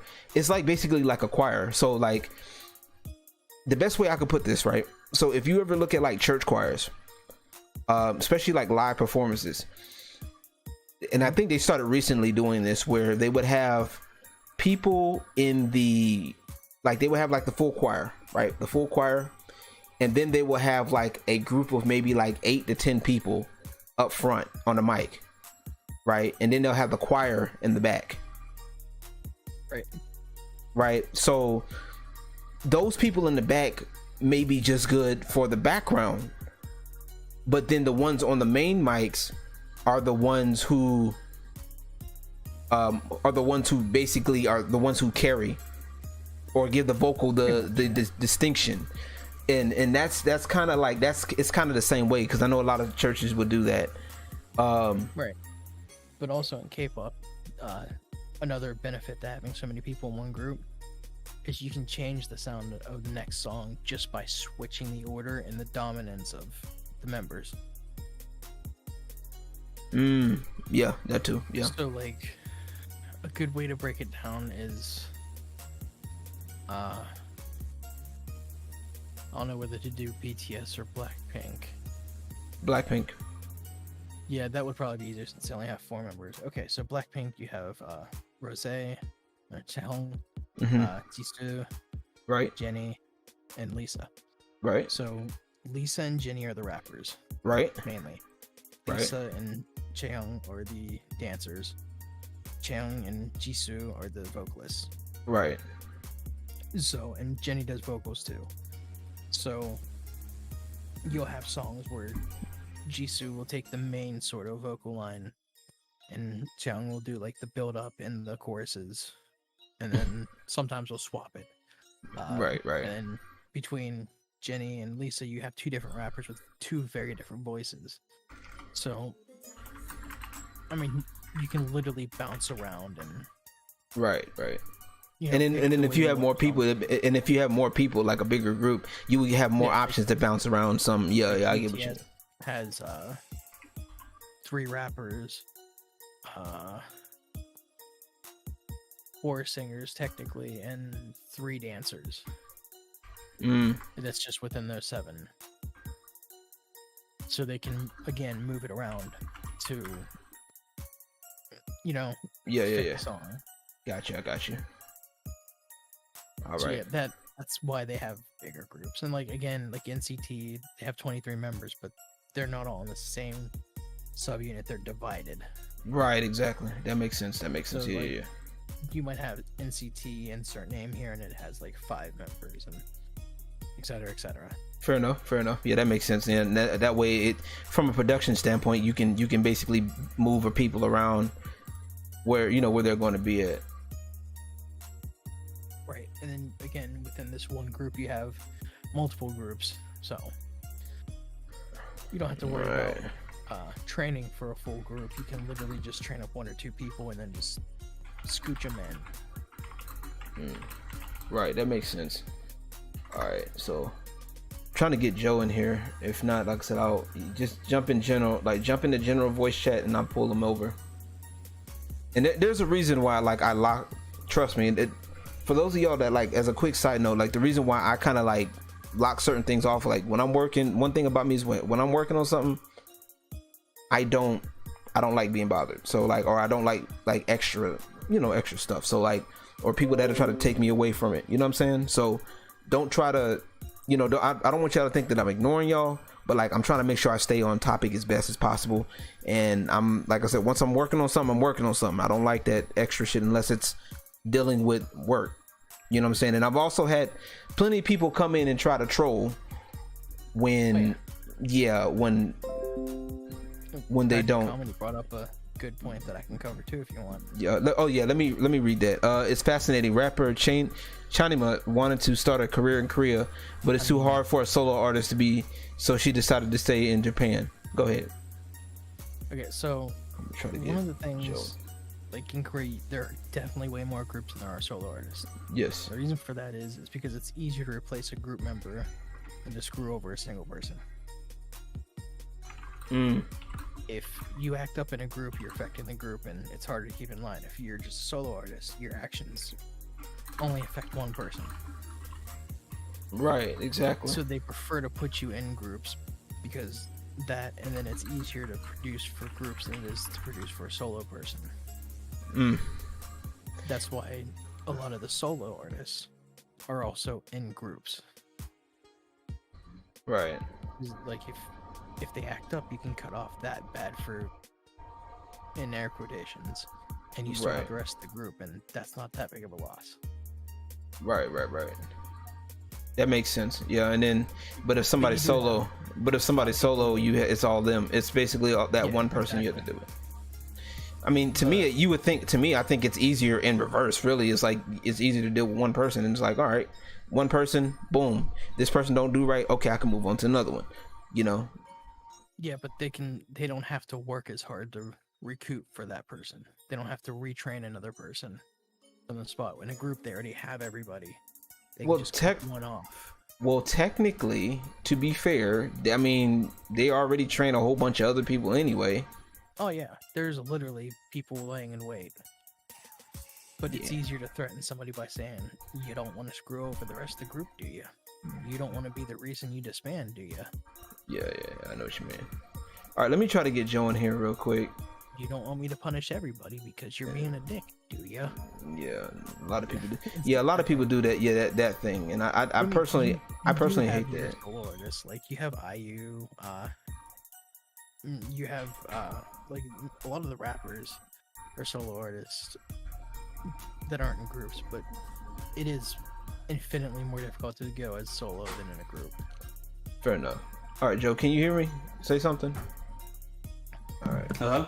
All right, there you go. All right, hold on. Let me turn you down. All right, there you go. All right. What's up, man? How you doing? Man, I'm good, bro. We over here just in this conversation, about to wrap up this conversation in a bit. You know, I just wanted to put that out there. I'm gonna try my best not to be too long. So what I mean by the bottom bitch theory is that like how they're performing it and then how they're using many tactics or many ways to how to either get them more customers or just it's really you gotta watch South Park. That's what the first thing that come up to my mind about the whole about so many women in one stage, and you pretty much about the I pretty much was trying to say is about the system of it, pretty much. That's pretty much mean, you know, like the bottom bitch is the favorite, and you got the other ones, and you got the other girls just doing, you know, whatever. Okay, I think I get what you're saying. Like, there's like a favorite in the group, and then everybody else is just kind of everybody else. Okay. Yeah. That's a good way to put it. Yeah, everybody else is just kind of everyone else. Yeah. And the sad part is, it's like. And I think some of the companies do that too. The companies do this too. Yeah, I'm about to say. Yeah, they'll pick a favorite in that group, and then that one will be the one that gets like most of the attention. Yeah, that happens a lot. And fans will do this too. Their fans. I think it's Agase. I think is what it is. I can't remember. I'd have to ask Cheeks or look it up. But there's somebody who's just a fan of one of the members. And like there have been people who have literally petitioned to get a member removed just because they didn't, for no other reason than I don't like them. Yeah, I've heard of that. It's like I hate that. Like if it's a group, it's a group. You know what I'm saying? And you know it's crazy because they do that same shit over here in the West with like other groups and stuff like that. Like, you know, and they with any boy band group, and that's really what they mimic. Really, they mimic the boy band groups here. You know, the boy, like that was big in the 90s. That's why a lot of their videos, this is my theory, that a lot of the videos kind of have that 90s, the Beatles, that have that type of situation, because that's, you know, they're basically kind of emulating what got popular here. You know, especially like the Motown, like their method is similar to Motown, like I mentioned earlier. How they do, you know, they have a training session where they train people for this type of stuff. And then they churn people out like, you know, like a machine. It's like a big old machine. And Motown gave us some good music, good groups and stuff, but Motown had their little issues too, so it's kind of that aura around like the pop musicians is what it is. Yeah, and also too here in the States, like and like here in the States, like I said, just a lot of it is just that it's not really collaboration, like real collaboration. Backstreet Boys, yeah, exactly. Like a lot of it is like not really collaboration. It's more so, it's more so like, oh, we want to just jump on a track and we want to get their clout and that's it. You feel me? And that's what we, you can tell when something's genuine. You can tell when something's staged, especially when you've been in something long, been in music long enough. And there are some people that can blur, it can be staged, but it can still be good. But it's getting to the point to where like it's staged and it's not good. Yeah. And actually, I wanted to also. I was gonna wanted to say about as far as for the image of it, and what's so weird about it is that even though I just saw a documentary about about a young girl who wanted to become a pop star. Yeah. And she has she has a bunch of fans of like older men. Mm-hmm. And I was like, that's weird. But I think since we live in and I'm gonna also keep it a subject, but we also have a lot of animations where they have they have characters that are very, very young and very favorited. And I thought that I wonder why cuteness in Asia or cuteness in certain parts of Asia is so much highly affected. Mm-hmm. The culture of it. I know I'm pretty tired right now, but why is that pretty much that image in some parts of Asia is so popular, especially in the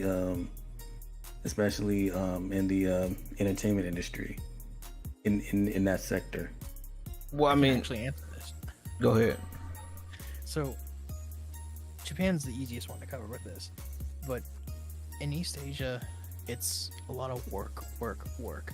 Like you go to school, and the second you're out, you get shoved into a career.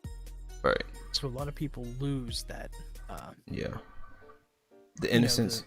The innocence or your childhood or all that. Not to mention, bringing me back to the point of East Asians have smaller frames than like Westerners. Mm-hmm. So if you notice, a lot of like, for example, East Asian females, whether they're Korean, Japanese, Chinese, Taiwanese, a lot of them have those very adorable lolly-esque features. Right. It's an evolutionary thing. Yeah. So again, the bird with the beak that gets the bug is the one that breeds, and that child will also have a beak that gets the bug. Yeah. It's the same thing. East Asians value cuteness, femininity. Yeah, they value that. So that's just kind of how it grew up. Yeah, the femininity and all that. Yeah. But and even again, I've sent LG some. You can find real, like 20 to 30-year-old females who look like they're 12. Yeah. In East Asia, so it's not. If it wasn't for fast food. Yeah.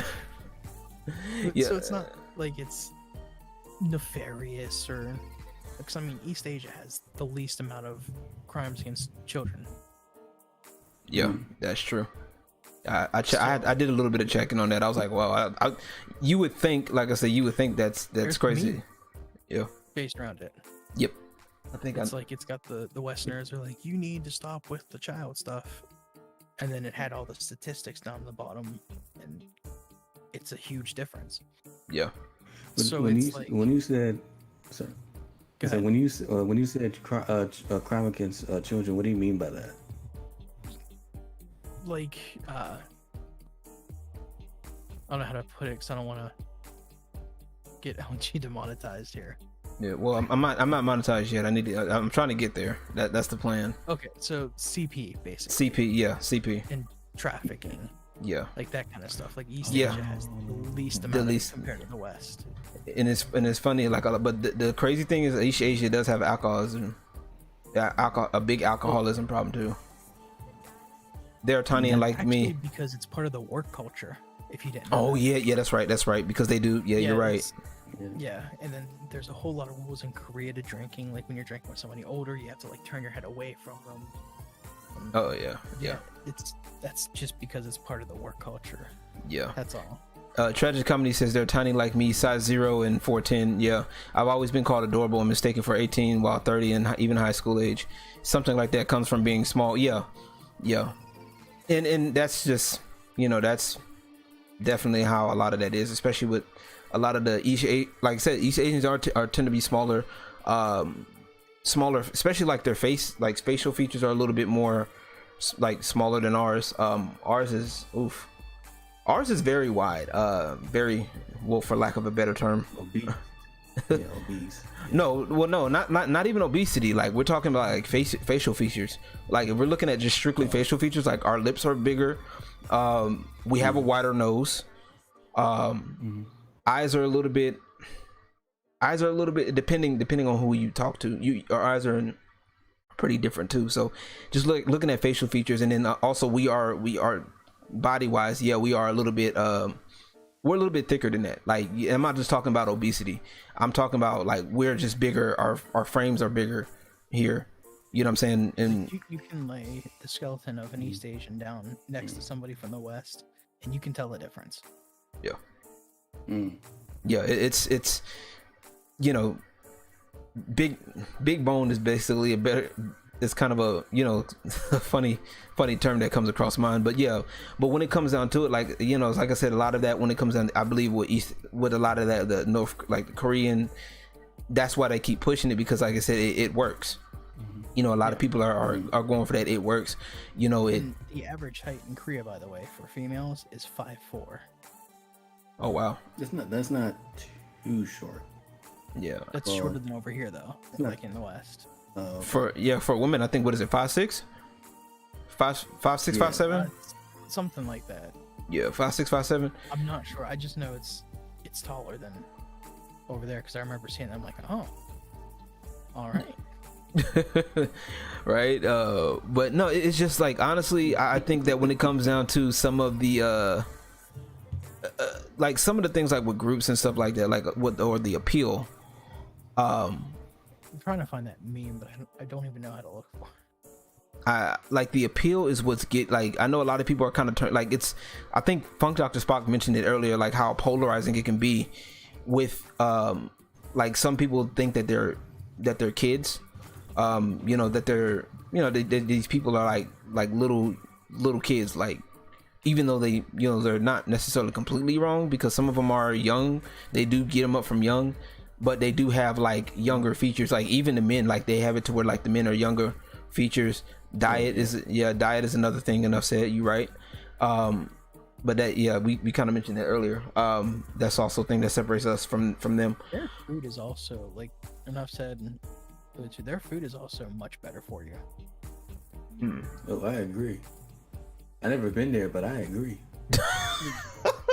Let me put it this way: when we went over there, one of the first things we were told that we needed to try was Korean fried chicken. Yeah. So we did. We ate way too much. Yeah. Because that shit was delicious. And I didn't feel bogged down and heavy after I finished eating. Wow. You know what's funny? There's a restaurant out here. I don't know if you have where you guys at. But it's called Jollibee's. We don't have that here. But go ahead. But I have heard of it. But it's like, I heard it's like a Taiwanese chicken place. I thought I might get it. I was planning to go there, but I just didn't have the time to go. You might want to make time. Go ahead and try. I will get there because there was a comparison between black chicken and Asian chicken. So I was like, let me go check it out. See what's all Just about. remember, if you no matter what you eat at like an East Asian restaurant here in America, Just remember, it's going to be 10 times better if you actually go over to that place and try it. Oh, okay. Okay. All right. But that's what's up, man. I'm definitely gonna wrap this up here. And like I said, as far as like when it comes down to the music, yo, like just remember, bro. Like, if it's cool to like the music, it's cool to like the people. You know, one thing I definitely like about, you know, K-pop is they had those little shows. Me and 13 talked about this. Was they had their little shows talking with the different Korean people, you know, different Korean artists, and you know, some of those are pretty fun. Let you get to know the artist as much as the company will allow you. Yeah, exactly. And I mean, and it's done in a more positive way. Like, The Knowing Brothers is a great show because that tends to be the show that most idols have fun on. Yeah, and it's just a fun layback to me. From looking at the show, even though I don't understand a lick of the, you know, words, it's just, it's overall looks like fun. You know what I'm saying? And that's, okay, let's get a petition to get LG to make a Korean song. Oh, okay, Lord. Okay, people. No, let's get a petition to get LG to produce a Korean song. Since this topic is about Korean music, let's see if a black guy can make, you know, such as LG, to make it possible. I think he can do it. I think so. Hey, okay, y'all think so? Hey, we can do it. Let's do it. We work. To be fair, Ariana Grande's little purse puppy producer Yeah. has been running hard on the Blackpink clout. So, Okay. if that loser can do it, Okay. LG definitely can. Okay, gotcha. All right, well, you know, we'll keep it there. But all right, bro. But yeah, enjoy the music, enjoy the culture. Just please don't be one of them extra stands, please. Okay, leave the fan cams alone. Stop licking toilet seats. You know, stop chasing these people around. I guarantee you're gonna scare them. Please, like, there's nothing wrong. You sound like American. Nothing wrong with that, bro. Nothing wrong with enjoying the music. Okay, cool. You like one. It is what it is. 13. I told look, I said, hey man, Blackpink is the shit, bro. I told him, hey, you might even have, like, I like 2NE1. I thought, you know, CL was dope as fuck. You know what I'm saying? Minzy too, but CL was dope as fuck. You know what I'm saying? But I'm not gonna sit up here and be like, oh, I'm gonna go get pictures, make headcanon, ship her with somebody. Like, no, fuck all that, bro. Like, I'm done with that shit. Don't worry, LG, I'll wrap it up in Korean for you. What's that? I'll wrap when you're done and you're ready to close down. I'll say goodbye in Korean for you. All right, yo. But all right, tell them where they can find you. Before I do that, let me get Funk Dr. Spock. Big thank you to Funk Dr. Spock for coming through. For giving this. Yeah, thank you for speaking your piece. I know you said your laptop died. I want to tell you thank you. Appreciate you for coming through. Everybody in the chat that came through, Spades, thank you. Definitely appreciate you having you. Said she's watching too. So. Oh, Cheek said she's watching. Oh Lord. Hey, love. Oh Lord. Oh no. I'm gonna hide my face. I'm hiding. You don't see me. This didn't happen. I'm deleting the video. No. I'm joking. But how you doing, Cheeks? Hope you doing well. But like I said, don't be a bitch. That's all I'm saying. Don't be. I'm just telling y'all. And if y'all see that bitchery around y'all, stop it, please. Tell them, hey, you know, if you gotta light them up, light them up. You know what I'm saying? Do what you gotta do, bro. Don't be a Stan, be a Steve. Yes. No, you know what? Don't even be a Stan. Don't even be a Steve. Be an LG. How about it? Be me. Be a fan, not a Stan. Yes, be a fan. Yes. Be a fan, not a Stan. Be like LG. You know what I'm saying? But yeah, tell them. Look Korean. Yes, sir. So, Joe, where they can find you at, bro? Tell them. Go ahead, play. You can find me at on Instagram. It's me JoJo or MoeFoeJoeJoe. I'm on Clapper, MoeFoeJoeJoe, YouTube, MoeFoeJoeJoe, and all that. All right, got you. All right, 13. Now I'm just gonna give LG all my links because I'm too lazy. No, that's not how that works. That's not how this works. That's fine, but you're supposed to plug yourself. See that's bro. Come on now. Well, the thing is everything that I have is like changed ever so Come on, LG. That's not very Korean of you. So you can grab me on I mean, you've seen me comment on here, so if you want my YouTube, just grab the YouTube. Yeah, I know. I just wanted to do that, you know, to kind of make y'all just click this, and And IG, I guess my other main one is just unlucky _ 13. Click this. This man is wild, bro. All right, y'all. Thank you. I'm gonna go ahead and mute y'all for a second, and I'm gonna end it up here. And let me see. All right. Let me see. Let me mute that. Let me see. Are they muted? Am I muted? Yes, I am. All right. Cool. Oh yeah. Before I forget. 13. I know you said you was gonna say it. Go ahead and say it before I. Oh yeah. Hold on. No, Wait. The Korean's not amazing. Wait. Go ahead and say it, 13. But I can tell you all thank you and goodbye in Korean. So 감사합니다. 안녕. You love to see it. Yes, sir. All right. Thank you so much for coming through. I greatly appreciate y'all. Enough said. Yes, sir. Enough said. I like Android. Androids are pretty good. Android over Apple every day of the week. But yeah, if y'all guys want to see more in-depth commentary like this, man, and like I said, this is just me giving my opinion on things. And if y'all don't agree with something, let me know. Tell a friend to tell a friend and get their asses over here. Man, we're gonna talk about some stuff, man. I definitely want to have some more music conversations, man. But I wanted to hit on K-pop. 13 brought this up to me, and I really wanted to give my opinion on it. You know what I'm saying? And I just wanted to do that. Little Fox, thank you for coming through. Insert here, thank you. Das Giggles, thank you so much, appreciate it. Who else am I missing? Disparity, thank you, appreciate it. Omega Katana, thank you.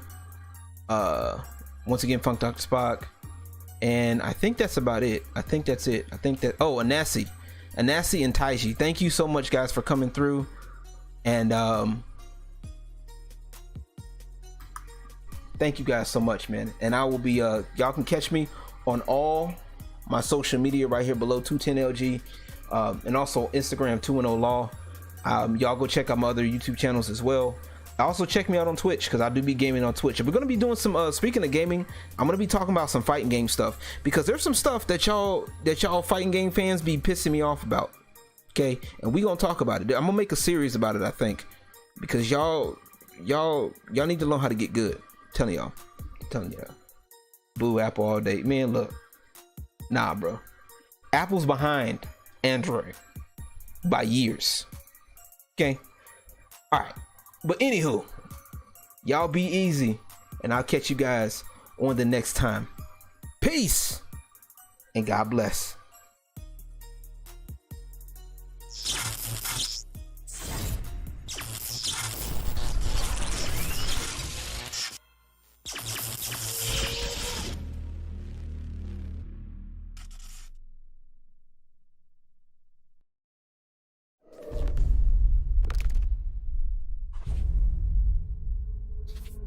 The dynasty